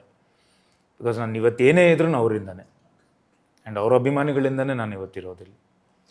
ಆ ಬಾಡಿ ಟೈಪು ಟೈಗರ್ ಪ್ರಭಾಕರ್ ಸರ್ದು ಆ ಬಲ್ಕಿ ಇತ್ತು, ಆ ಗರಡಿಗೆ ಹೋಗೋವಂಥ ಬಲ್ಕಿ. ನಿಮ್ಮದು ಕಟ್ಟಿದೆ. ಆ ಎಕ್ಸಸೈಸಸ್ಸು ಅಥವಾ ಆ ಜಿಮ್ ಪ್ಯಾಟ್ರನ್ನು ಹೇಗಿತ್ತು? ನಿಮ್ಮ ಡ್ಯಾಡಿದು ಹೇಗಿತ್ತು, ನಿಮ್ಮದು ಹೇಗಿದೆ ಅಂತ? ಆ ಎಕ್ಸಸೈಸ್ ಪ್ಯಾಟ್ರನ್ ಆಗಿರ್ಬೋದು, ಈಟಿಂಗ್ ಹ್ಯಾಬಿಟ್ಸ್ ಆಗಿರ್ಬೋದು. ಸರ್, ನನಗೆ ನಾನು ವರ್ಕೌಟ್ ಸ್ಟಾರ್ಟ್ ಮಾಡ್ತಿದ್ದೀನಿ ಅಂದಾಗಲೇ ನಮ್ಮ ತಂದೆ ಬರೆದು ಕೊಟ್ಟಿರುವಂಥ ಅವರ ಒಂದು ಹ್ಯಾಂಡ್ ರೈಟಿಂಗಲ್ಲಿ ನನಗೆ ಯಾವ ವರ್ಕೌಟು ಎಷ್ಟು ರೆಪ್ಯುಟೇಷನ್ಸ್ ಮಾಡಬೇಕು ಅಂತ ಬರ್ಕೊಟ್ಟು ಹೇಳಿಕೊಟ್ಟು ನನಗೆ ಫಸ್ಟು ಗರಡಿಗೆ ಹೋಗಿದ್ದೆ ನಾನು. ಸೇಮ್ ಗರಡಿ ಮನೆ ಅದಾದಮೇಲೆ ಜಿಮ್ ಕನ್ವರ್ಟ್ ಆಗಿತ್ತು. ಒಂದು ಕಡೆ ಗರಡಿ ಮನೆ, ಒಂದು ಕಡೆ ಜಿಮ್. ಅದು ಅಲ್ಲಿಗೆ ನಾನು ಹೋಗಿ ಸೇರಿಕೊಂಡಿದ್ದೆ. 8th ಸ್ಟ್ಯಾಂಡರ್ಡ್ ಐ ಥಿಂಕ್ ಹೋಗಿದ್ದೆ. ಆಗ I think I was like 5-6 ಏನೋ ಹೈಟ್ ಬಂದಿದ್ದೆ. ಹೋಗಬೇಕು ಅಂತ ಸ್ಟಾರ್ಟ್ ಮಾಡಿದ್ದೆ. ಒಂದಿನ ನಮ್ಮ ತಂದೆಯವ್ರನ್ನ ನೋಡ್ಬಿಟ್ಟು, ವರ್ಕೌಟ್ ಮಾಡ್ತಿದ್ಯಾ ನೀನು, ಎಕ್ಸಸೈಸ್ ಮಾಡ್ತಿದ್ಯಾ ಅಂತ. ಹ್ಞೂ ಅಂದೆ. ಬೇಡ ಬಿಟ್ಬಿಡು, ಅಂದರೆ ಟ್ಯೂ ಯಂಗ್, ಹೈಟ್ ಬೆಳೆಯಲ್ಲ ಈಗ ಸದ್ಯಕ್ಕೆ ಮಾಡಬೇಡ, ಬಿಟ್ಬಿಡು. ನಿಂಗೆ ಹೇಳ್ತೀನಿ ಎಕ್ಸಾಕ್ಟು 16-17 ಸ್ಟಾರ್ಟ್ ಮಾಡು, 18 ಇಯರ್ಸಿಂದ ಸ್ಟಾರ್ಟ್ ಮಾಡು ಅಂತ ಹೇಳಿದ್ರು. ಬಿಕಾಸ್ ಬೋನ್ಸ್ ಫ್ಯೂಸ್ ಆಗ್ಬಿಡುತ್ತೆ, ಅಲ್ಲಿಗೆ ನೀನು ಗ್ರೋತ್ ಕಮ್ಮಿ ಆಗ್ತೀಯ, ನೀನು ಬೆಳೆಯಲ್ಲ, ಬಿಟ್ಬಿಡು. ಅದಾದಮೇಲೆ ಅವರ ಏನು ಡಂಬಲ್ಸು, ಒಲಿಂಪಿಕ್ ಬಾರ್, ಅದು ಏನೇನಿದೆಯೋ ನಮ್ಮ ಮನೇಲಿ ಇವತ್ತೂ ಇದೆ. ಅವರ ಒಂದು ಅಷ್ಟು ವರ್ಕೌಟ್ನ ಪ್ಯಾಟರ್ನ ನನಗೆ ಹೇಳಿಕೊಟ್ಟು, ಡಂಬಲ್ಸ್ನ ಕೈಯಲ್ಲಿ ಹೇಗೆ ಇಟ್ಕೋಬೇಕು, ಹೇಗೆ ವರ್ಕೌಟ್ ಮಾಡಬೇಕು, ಏನು ಫುಡ್ ಏನು ತೊಗೋಬೇಕು, ಯಾವ ಥರ ಅಂತೆಲ್ಲ ಅವರೇ ಹೇಳ್ಕೊಟ್ಟಿದ್ದು ನನಗೆ ಸ್ಟಾರ್ಟಿಂಗ್ ಸ್ಟೇಜಸಲ್ಲಿ. ನೀವು ನವಗ್ರಹ ಟೈಮಲ್ಲೆಲ್ಲ ನೋಡಿದ್ರೆ ನಮ್ಮ ತಂದೆಯವ್ರ ಹೋಲಿಕೆ ಬಾಡಿನೇ ನನಗಿದ್ದಿದ್ದು, ಹ್ಯೂಜು ಆ ಒಂದು ಸೈಜ್ ಎಲ್ಲ ಇದ್ದೆ. ಆಫ್ಟರ್ ಪಾಯಿಂಟ್ ಆಫ್ ಟೈಮ್ ಆ ಟ್ರೆಂಡು ನಮಗೆ ಪ್ಯಾಕ್ಸ್, ಲೀನ್ ಫಿಸಿಕ್ ಟ್ರೆಂಡೇ ಬಂದಿದ್ದು. ಅಲ್ಲಿ ನನಗೆ ಅವಶ್ಯಕತೆ ಬಂತು 8 ಪ್ಯಾಕ್ಸ್ ಮಾಡಬೇಕು ಅಂತ. ಸೊ ಬಲ್ಕ್ ಮಾಡೋಕ್ಕಾಗಲ್ಲ, ನಿಮಗೆ ಸೈಜ್ ಮಾಡಿದಾಗ ಪ್ಯಾಕ್ಸ್ ಕಾಣಿಸಲ್ಲ ನಿಮಗೆ. ಸೊ ಆ ಒಂದು ನನಗೆ ಪ್ರದೀಪ್ ಅಂತ ಹೇಳಿ ನನ್ನ ಟ್ರೈನರು, ಅವರು ತುಂಬ ಸಪೋರ್ಟಿವ್ ಆಗಿದ್ದು ಅವರು. ಆ್ಯಂಡ್ ಅಫ್ಕೋರ್ಸ್ ನನ್ನ ವೈಫ್ ನಿಶಾ ಆ್ಯಂಡ್ ನನ್ನ ಫ್ಯಾಮಿಲಿ ಎಲ್ಲ, ಸಿಸ್ಟರ್ಸ್ ಎಲ್ಲರೂ. ನಮ್ಮ ವೆಂಕಿ ಅಂತ ಹುಡುಗ, ಅವನೂ ಪಾಪ ನನಗೆ ಬಂದು ವರ್ಕೌಟ್ ಎಲ್ಲ ಸಪೋರ್ಟ್ ಎಲ್ಲ ಮಾಡಿ. ಸೊ ಆ ಥರದ್ದು ಅವಶ್ಯಕತೆ ಇತ್ತು. ಲೀನ್ ನೀವು ಬಲರಾಮ ನೋಡಿ, ನೀವು ಬಲರಾಮ ಆ ಟೈಮಲ್ಲಿ ನಾನು again I had to gain weight. ಆ ಸೈಜ್ ಆಗಿ ಆ ಒಂದು ಘಟ ಹಂಗೆ ಕಾಣಿಸ್ಬೇಕು ಅಂತ ಹಂಗೆ ಮಾಡಿದ್ದು. What is your day like? I mean apart from shooting days ಇರ್ಬೋದು, ಅವಾಗೆಲ್ಲ ಅಂದರೆ ಏನು ಫುಡ್ ಇರುತ್ತೆ ಅಂತ ಸರ್ ಮೇಂಟೈನ್ ಮಾಡೋಕ್ಕೆ? ನನಗೆ ಇದು ಮೇಂಟೈನ್ ಅಲ್ಲ, ನಾನು ಆ್ಯಕ್ಚುಲಿ ಬಲ್ಕ್ ಆಗ್ತಿದ್ದೀನಿ ನೆಲ್ಸನ್ಗೆ. ಓಕೆ, ಟೈಸನ್ ಬಾಡಿ ಅಂತಾನೆ ಅನ್ಕೊಳ್ಳೋಣ. ಟೈಸನಲ್ಲಿ ಇದೆಯಲ್ಲ ಆ ಥರದ ಬಾಡಿ ಮೇಂಟೈನ್ ಮಾಡೋದು. ಅಲ್ಲ, ರಗಡ್ಡಲ್ಲಿ ಫಿಸಿಕ್ ಇತ್ತಲ್ಲ, ಅದು what I used to do. ಇವತ್ತಿಗೂ ನನಗೆ 4:15 ಮೇಲೆ ನಿದ್ದೆ ಮಾಡೋಕ್ಕಾಗಲ್ಲ. ಬೆಳಗಿನ ಜಾವ 4:15ಗೆ ಎದ್ದೇಳ್ತೀನಿ. ಸೊ 7:30 ನನ್ನ ಬ್ರೇಕ್ಫಾಸ್ಟ್ ಆಗುತ್ತೆ. ಇಟ್ಸ್ ಬೀನ್ ಐ ಥಿಂಕ್ 7 ಇಯರ್ಸಿಂದ ನಾನು ಓಟ್ಸೇ ತಿಂತಾ ಇರೋದು ಇವತ್ತಿಗೂ. ಅದೇ ಫಸ್ಟ್ ಫಿಲ್ ಆಗೋದು ನನಗೆ. ಓಟ್ಸ್ ಅಂದರೆ ಒಂದು full bowl oats and all this essential fruits and nuts ಅದೆಲ್ಲ ಇರುತ್ತೆ. ಅದಾದಮೇಲೆ ಒಂದು ಬ್ಲ್ಯಾಕ್ ಕಾಫಿ ಆಗುತ್ತೆ. ದೆನ್ ಬೈ 11:30-12 ಒಳಗಡೆ ನನ್ನ ಊಟ ಮುಗ್ದಿರುತ್ತೆ ಮಧ್ಯಾಹ್ನದ್ದು. ಇನ್ ಬಿಟ್ವೀನ್ ಆ ಒಂದು ಫ್ರೂಟ್ಸು ಅದಿದು ಹೋಗ್ತಿರುತ್ತೆ. ಸಂಜೆ ಇನ್ನೊಂದು ಕಾಫಿ, ಬ್ಲ್ಯಾಕ್ ಕಾಫಿ ಹೋಗಿರುತ್ತೆ. ಆ್ಯಂಡ್ ಬೈ 7-7:30 ಒಳಗಡೆ ನನ್ನ ನೈಟ್ ಡಿನ್ನರ್ ಆಗಿರುತ್ತೆ. ಆಮೇಲೆ ಒಂದು 2 ಬಾಳೆಹಣ್ಣು, ಅದಾದಮೇಲೆ ಏನೂ ಇಲ್ಲ. ಸೊ ನಾವು ಆ ಪ್ಯಾಟರ್ನ್ ನಾವು ಕಲ್ಟಿವೇಟ್ ಮಾಡಿದ್ರೆ, ಆ್ಯಂಡ್ ಇವತ್ತಿಗೂ ನಾನು ಹೊಟ್ಟೆ ತುಂಬ ತಿನ್ನಲ್ಲ. ನನಗಿದೆ ಇನ್ನೂ ಸರಿ ಖಾಲಿ ಮಾಡ್ಬಿಡೋಣ, ಅಥವಾ ಏನೋ ರೈಸ್ ಇದೆಯೋ ಅಥವಾ ಚಪಾತಿ ಇನ್ನೊಂದಿದೆ, ಇಲ್ಲ ಬೇಡ ಸಾಕು, ನನಗೆ ಎಷ್ಟು ಬೇಕೋ ಅಷ್ಟೇ. ಬಿಕಾಸ್ ಡೈಜೆಷನ್ ನಿಮಗೆ ಎಕ್ಸ್ಟ್ರಾ ಹೋದಾಗ ಸ್ಟೋರ್ ಮಾಡ್ಕೊಳ್ಳುತ್ತೆ body. You have to maintain that. ಆ ರೆಗ್ಯುಲರ್ ನಿದ್ದೆ, ನಿಮ್ಮ ಪ್ರಾಪರ್ ಟೈಮಿಗೆ ಊಟ, ಅದು ನಿಮ್ಮನ್ನು ಯಾವಾಗಲೂ ಎನರ್ಜೆಟಿಕ್ ಆಗಿ, ಯಂಗ್ ಆಗಿ ಇಟ್ಕೊಳ್ಳುತ್ತೆ. ನಿಮ್ಮ ಫ್ರೇಸರ್ ಟೌನು ಮತ್ತು ಆ ಕಾಕ್ಸ್ ಟೌನ್ ದಿನಗಳು ನೆನಪಾಗತ್ತಾ ಆ ದಿನಗಳ ಬಗ್ಗೆ ಹೇಳ್ಬೋದಾ? ಖಂಡಿತ ಸರ್, ಬಿಕಾಸ್ ನಮ್ಮ Born and ಬಾಟಪ್ in Frazer town, ಅಲ್ಲಿ ಶಿವಾಜಿನಗರ ಎದುರುಗಡೆ ನಮ್ಮ ಸ್ಕೂಲಿಂಗ್ ಎಲ್ಲ 7th Day Adventist SDA school ಅಂತ. ಆ ಏರಿಯಾ ಫುಲ್ ಹೆಂಗಿದೆ ಅಂದರೆ, ಈ ಕಡೆ ಸೆಂಟ್ ಫ್ರಾನ್ಸಿಸ್ ಜೇವಿಯರ್ಸ್, ಈ ಕಡೆ Saint Germain school, Saint John's, ಈ ಕಡೆ ಒಂದು ಫಾತಿಮಾ ಸ್ಕೂಲು, ಆಮೇಲೆ ಈ ಥರದ್ದು ಎಲ್ಲ ಬರೀ ಸ್ಕೂಲೇ. ಪಕ್ಕದ ಕೋಲ್ಸ್ ಪಾಕು ಆ್ಯಂಡ್ ನಮ್ಮ ಮನೆ ಆ 3 ರೋಡ್ ಅಂತ ಏನು ಅಲ್ಲಿ ಹಿಂದ್ಗಡೆ ಹೋದರೆ 3 ಮಾರ್ಕೆಟು, ಸ್ವಲ್ಪ ಹಿಂದೆ ಹೋದರೆ ಟ್ಯಾನರಿ ರೋಡು. ನನಗೆ ಗಾಳಿಪಟ ತುಂಬ ಶೋಕಿ. ಶೂಟಿಂಗ್ ಟೈಮಲ್ಲೆಲ್ಲ ತಂದ್ಬಿಟ್ಟು ಗಾಳಿಪಟ ಆರ್ಸೋಕ್ಕಾಗ್ದರೆ ಕೊಡು, ನಾನು ಕ್ಲೀನಾಗಿ ಅದನ್ನು ಸುಸ್ತ್ರ ಹಾಕಿ ಇಮ್ಮಿಡಿಯೇಟಾಗಿ ಎಲ್ಲ ಹಾರಿಸಿ, ನನಗೆ ಅದೊಂದು ತುಂಬ ಇಷ್ಟ. ಬಿಕಾಸ್ ನನ್ನ ಲೈಫಲ್ಲೂ ಅದನ್ನು ತುಂಬ ನಾನು ಆ ಏನು ಫಿಸಿಕ್ಸ್ ಏನಿದೆಯೋ ಗಾಳಿಪಟದ್ದು, ನಾನು ಅದನ್ನು ಅಳವಡಿಸ್ಕೊತೀನಿ ತುಂಬ. ಅದು ನಾನು ಹೇಳ್ತೀನಿ ಯಾವಾಗಲಾದ್ರೂ ಬೇರೆ ಟೈಮಲ್ಲಿ ಯಾಕೆ ಅನ್ನೋದು. ಬಿಕಾಸ್ ತುಂಬ ಎಷ್ಟೇ ಯಾರೇ ಹಾರಾಡಿದ್ರೂ ನಮ್ಮ ಕೈಯಲ್ಲಿರುತ್ತೆ. We will know how to handle that. ಅದು ದೆನ್ ಸ್ಕೂಲ್ ಸೈಕಲ್, ಆಮೇಲೆ ಎಲ್ಲ ಫ್ರೇಜರ್ ಟೌನ್ ಹುಡುಗರು ಅಲ್ಲಿ. ಸೊ ಆ ಸ್ಕೂಲ್ ಮುಗಿದ ಮೇಲೆ ನಿಮ್ಗೆ ಹೆಂಗಿರುತ್ತೆ ಅಂದರೆ, ನಮ್ಮ ಯೂನಿಫಾರ್ಮ್ ಕಲರ್ ಯೂನಿಫಾರ್ಮ್ ಆ್ಯಂಡ್ ಎಲ್ಲ ಸೇಮ್, ಆಲ್ಮೋಸ್ಟ್ ಎಲ್ಲ ಒಂದೇ ಏಜ್ ಗ್ರೂಪ್. ನಮ್ಮ ಪಕ್ಕದ ಮನೆ ಹಿಂದೆ ಹುಡುಗರು, ಇವ್ರು ಎಲ್ಲರೂ. ಸೊ ಟೋಟಲ್ ಸ್ಕೂಲಿಂದ ಎಲ್ಲ ವಾಪಸ್ ಬರ್ತಾ ಅಲ್ಲಿ ಯಾವುದೋ ಮಾವಿನಕಾಯಿ ಆಗಲಿ ಅದು ಏನೇ ಇಲ್ಲ, ಒಬ್ಬೊಬ್ಬರು ಮನೆ ಮೇಲೆ ಹತ್ತಿ ಎಲ್ಲ. It was very nice. ನನ್ನ ತಾಯಿ ಜೊತೆ ಬೆಳೆದವನು. ತಾಯಿ ಆ್ಯಂಡ್ 2 ಸಿಸ್ಟರ್ಸ್, ಭಾರತಿ ದೊಡ್ಡವರು, ಗೀತಾ 2ನೇವ್ರು, ನಾನು 3ನೇವನು. I always miss. ಇವತ್ತಿಗೂ ಆ ಮನೆ, ಫ್ರೇಜರ್ ಟೌನ್ ಮನೆ ಹಾಗೇ ಇದೆ, ಹಾಗೆ ಇಟ್ಟಿದ್ದೀನಿ. ಆ್ಯಂಡ್ ತುಂಬ ಜನ ಬೇರೆ ಭಾಷೆ, ನಮಗೆ ಹಿಂದೆ ಟ್ಯಾನರ್ ರೋಡ್ ಎಲ್ಲ ಮುಸ್ಲಿಮ್ಸು, ಆ 3 ರೋಡ್ ಫುಲ್ ಬಂದು ತಮಿಳಿಯನ್ಸು, ಈ ಕಡೆ ಎಲ್ಲ ಕನ್ನಡ ಹುಡುಗರು, ಕನ್ನಡಿಗರು ಒಂದಿಷ್ಟು. ಸೊ ಅದೊಂದು ಒಂಥರ ಎಲ್ಲ language proper India, proper India. ಹೌದು. ನಿಮಗೆ ಮಾಸ್ಕ್ ರೋಡು ಆ ಕಡೆ ಹೋದ್ರೆ ಕ್ಯಾ ಬಾ ಕನಕಾಯ ಕ್ಯಾ ಮುಜೆ ನೈ ಜಾರೇ ರೈತಿ ಮಾಕಿ ಕ್ಯಾರ ಹಂಗೆಲ್ಲ ಹೇಳಿ ಹೊಡೆದ್ರು ನಮಗೆ ಹುಡುಗರು. ಈ ಕಡೆ ಹೋದ್ರೆ ನಮ್ಮ ಅಮ್ಮ ಅನ್ಕೊಂಡೆ. ಸೊ ಅದೇ ನನಗೆ ವಿನಯ್ ಅವ್ರಿಗೆ ಒಂದು ಹೇಳ್ಕೊಡೋಕ್ಕೆ ನನಗೆ ಅದೊಂದು ಹೆಲ್ಪ್ ಆಯಿತು. ಸರ್, ಸಿನ್ಸ್ ಅವರ ಒಂದಷ್ಟು ನೆನಪುಗಳನ್ನ ಹಿಂದೆ ಹೋಗೋದಕ್ಕೆ ಮತ್ತೆ ಆ ದಿನಗಳು ಟೈಮ್ ಕರ್ಕೊಂಡು ಹೋಗ್ತೀನಿ ಸರ್. ಒಂದು ಶ್ರೀಧರ್ ಸರ್ ಬರೆದಿದ್ದಂತಹ ಒಂದು ನೈಜ ಘಟನೆಯ ಪುಸ್ತಕವನ್ನು ಆಧರಿಸಿದ ಸಿನಿಮಾ ಮಾಡಬೇಕು ಅಂತ ಐಡಿಯಾ ಹೇಗೆ ಬಂತು ಸರ್? ಅಂದರೆ ಇದು ವರ್ಕ್ ಆಗುತ್ತೆ ಅಂತ, ವಾಟ್ ವಾಸ್ ದ ಪ್ರೋಸೆಸ್, ಹೇಗಾಯಿತು ಅಂತ ಆ ದಿನಗಳು ಸಿನಿಮಾ? ಶ್ರೀಧರ್ ಸರ್ ಆಗಲೇ ಕಪ್ಪು ಮಳೆ ಅಂತ ಒಂದು ಸಿನಿಮಾ ಮಾಡಬೇಕು ಅಂತ ಹೇಳಿ ಅದಕ್ಕೊಂದು ಸ್ಕ್ರಿಪ್ಟನ್ನು ಬರ್ಕೊಂಡು ಅದಕ್ಕೊಬ್ಬರು ನಿರ್ದೇಶಕರನ್ನು ನೇಮಿಸಿದರು. ಆ ಸಿನಿಮಾದಲ್ಲಿ ಕೊತ್ವಾಲ್ ಪಾತ್ರಕ್ಕೆ ಶರತ್ ಲೋಹಿತಾಶ್ವನ, ಮುಖ್ಯವಾದ ಪಾತ್ರಕ್ಕೆ ಚೇತನ್ನ ಇತ್ಯಾದಿ ಒಂದಷ್ಟು ಜನನ ಅವ್ರು ಆಗಲೇ ಕಾಸ್ಟ್ ಮಾಡಿಬಿಟ್ಟಿದ್ರು. ಯಾವುದೋ ಕಾರಣಾಂತರಗಳಿಂದ ಅವ್ರಿಗೆ ಆ ನಿರ್ದೇಶಕರು ಬೇಡ ಅಂತನಿಸ್ತು. ಬೇರೆ ಬೇರೆ ನಿರ್ದೇಶಕರನ್ನು ಅವರು ಹುಡ್ಕೋಕ್ಕೆ ಶುರು ಮಾಡಿದ್ರು. ಆಗ ನನ್ನ ಸಂಪರ್ಕಕ್ಕೆ ಅವರು ಬಂದಾಗ ಅವರು ನನಗೆ ಗಿರೀಶ್ ಕಾರ್ನಾಡ್ ಅವ್ರಿಗೆ ಈ ಕಥೆಯನ್ನು ನಾನು ಹೇಳ್ಬೋದಾ ಅಂತ ಕೇಳಿದ್ರು. ನಾನು ಕಾರ್ನಾಡ್ ಅವ್ರ ಹತ್ರ ಅವ್ರನ್ನ ಕರ್ಕೊಂಡೋದೆ. ಕಾರ್ನಾಡ್ ಅವ್ರಿಗೆ ಶ್ರೀಧರ್ ಅವರ ಕಥೆಯನ್ನು ಹೇಳಿದ್ರು. ಕಾರ್ನಾಡ್ ಅವ್ರ ಕತೆ ತುಂಬ ಚೆನ್ನಾಗಿದೆ, ಆದರೆ ಆಗ ಕಾರ್ನಾಡ್ ಅವ್ರಿಗೆ 72 ವರ್ಷ ಆಗಿತ್ತು. ಇದಕ್ಕೊಬ್ಬ ಯಂಗ್ ಡೈರೆಕ್ಟರ್ ಇದ್ದರೆ ಚೆನ್ನಾಗಿರುತ್ತೆ ಅಂತಂದರು. ಆ ಕಾರಣದಿಂದ ಶ್ರೀಧರ್ ಸರು ನನ್ನನ್ನು ಆ ದಿನಗಳಿಗೆ ನಿರ್ದೇಶಕನಾಗಿ ಆಯ್ಕೆ ಮಾಡಿಕೊಂಡ್ರು. ಅದರಿಂದ ಆ ಕಪ್ಪು ಮಳೆ ಅಂತ ಅವರು ಬರ್ಕೊಂಡಂಥ ಏನಿತ್ತು ಸ್ಕ್ರಿಪ್ಟು, ಮುಂದೆ ನಾನು ಬಂದಾಗ ಅದನ್ನ ಲವ್ ಸ್ಟೋರಿನ ನಾವು ಮುಂಚೂಣಿಯಲ್ಲಿ ಇಟ್ಕೊಂಡು ಅದ್ರ ಸುತ್ತ ಆ ಅಂಡರ್ವರ್ಲ್ಡ್ ಸ್ಟೋರಿನೇ ಹೇಳೋಣ ಅಂತ ನನಗನ್ನಿಸ್ತು. ಅವರು ಅದು ಒಪ್ಪಿದ್ರು.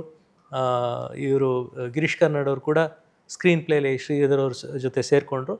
ಆದ್ದರಿಂದ ಆ ಸಿನಿಮಾನ ನಾನು ನಿರ್ದೇಶನ ಮಾಡಿದೆ. ಆದ್ದರಿಂದ ಆ ದಿನಗಳನ್ನ ನಾನು ಆಯ್ಕೆ ಮಾಡಿದಂಥ ಸಬ್ಜೆಕ್ಟ್ ಅಲ್ಲ, ಶ್ರೀಧರ್ ಸರು ಆ ದಿನಗಳಿಗೆ ನನ್ನನ್ನು ಆಯ್ಕೆ ಮಾಡಿದಂಥ ಒಂದು, ಅದರಿಂದ ನಾನು ಆ ಸಿನಿಮಾಗೆ ನಿರ್ದೇಶಕ ಆದೆ. Let's say if he was younger, ಅಂದರೆ 72 ವರ್ಷ ಆಗಿತ್ತು ಅದಕ್ಕೆ ಮಾಡಲಿಲ್ಲ ಅಂತ, let's say like middle age man ಅನ್ಕೊಳ್ಳೋಣ, ಮಾಡಿರ್ತಿದ್ರ ಸರ್ ಅಂಡರ್ವರ್ಲ್ಡ್ ಸಬ್ಜೆಕ್ಟ್ನ ಗಿರೀಶ್ ಕಾರ್ನಾಡ್, ಅಥವಾ ಅವ್ರದೇ ಒಂದು ಕ್ಲಾಸಿಕ್ ಸ್ಟೈಲಲ್ಲಿ ಮಾಡಿರ್ತಿದ್ರ ಅಂತ? Not like the one you did. ಖಂಡಿತ ಮಾಡಿರ್ತಿದ್ರು. ಅವ್ರ ಸ್ಟೈಲಲ್ಲೇ ಮಾಡಿರ್ತಿದ್ರು ಖಂಡಿತ. One of the milestones ಅಲ್ಲ, ಒನ್ ಆಫ್ ದಿ ಕನ್ನಡ. ಯಾಕಂದರೆ ಅವರು ಕನ್ನಡದಲ್ಲಿ ಎಲ್ಲ ರೀತಿಯ ಸಿನಿಮಾಗಳನ್ನ ಅಟೆಂಪ್ಟ್ ಮಾಡಿದರು. ಒಂದಾನೊಂದು ಕಾಲದಲ್ಲಿ ಸಿನಿಮಾ ಮಾಡಿದರು, ಕಾಡು ಮಾಡಿದರು. ಸೊ ಕಾರ್ನಾಡ್ ಅವರ ದೃಷ್ಟಿಕೋನದಲ್ಲಿ ಒಂದು ಅಂಡರ್ವರ್ಲ್ಡ್ ಸಿನಿಮಾ ಬಂದಿದ್ರೆ ಹೇಗಿರ್ತಿತ್ತು ಅಂತ ನನಗೂ ಕುತೂಹಲ ಇರ್ತಿತ್ತು. ಅಲ್ಲ, ಕರೆಕ್ಟ್. ಅವರು ಟ್ರೂ ಟ್ರೂ ಟ್ರೂ ಟ್ರೂ. ತುಂಬ ಆಮೇಲೆ ನನಗೊಂದು ಕುತೂಹಲ ಸರ್, ಡೈರೆಕ್ಟರ್ಸ್ ಜಾಬ್ ಬಗ್ಗೆ ಒಂದು ಕುತೂಹಲ. ಎಷ್ಟೊಂದು ಜನ ಆ್ಯಕ್ಟರ್ಸ್ ಇರ್ತಾರೆ. ಈಗ ವಿನೋದ್ ಅವರು ಏನೋ ಒಂದು ಸೀನ್ ಹೇಳಿದ್ರೇನೋ ಅಥವಾ ಏನೋ ಒಂದು ಹೇಳಿದ್ರೆ ಅವ್ರು ಇಂಪ್ರೊವೈಸ್ ಮಾಡ್ಕೊಳ್ಳೋದು ಅಥವಾ ಅವ್ರನ್ನ ಎಮ್ಯುಲೇಟ್ ಮಾಡೋದು ಸ್ಕ್ರೀನ್ ಮೇಲೆ ಬೇರೆ ಥರ ಇರುತ್ತೆ. ಶರತ್ ಲೋಹಿತಾಶ್ ಅವ್ರ ಬಗ್ಗೆ ನಾವು ಮಾತಾಡಲಿಲ್ಲ. ಅವ್ರಿಗೊಂದು ಸೀನ್ ಹೇಳಿ ಬಿಟ್ಬಿಟ್ರೆ ಅವರಾಗೆ ಅದನ್ನು ಅಂದರೆ ತಯಾರು ಮಾಡಿಕೊಂಡು ಒಪ್ಪಿಸ್ಬಿಡ್ತಿದ್ರ ಸ್ಕ್ರೀನ್ ಮೇಲೆ, ಅಥವಾ ನೀವು ಇನ್ಪುಟ್ಸ್ ಬೇಕಿತ್ತಾ ಅಂತ? ಅಲ್ಲ, ಎರಡೂ ಥರ ಆಗುತ್ತೆ. ನಾನು ಥಿಯೇಟ್ರಿಂದ ಬಂದಿದ್ದು, ನಾನು ಅಷ್ಟೇ, ಶರತ್ ಅಷ್ಟೇ, ಇವರು ರಂಗಭೂಮಿಯಿಂದ ಬಂದವರು.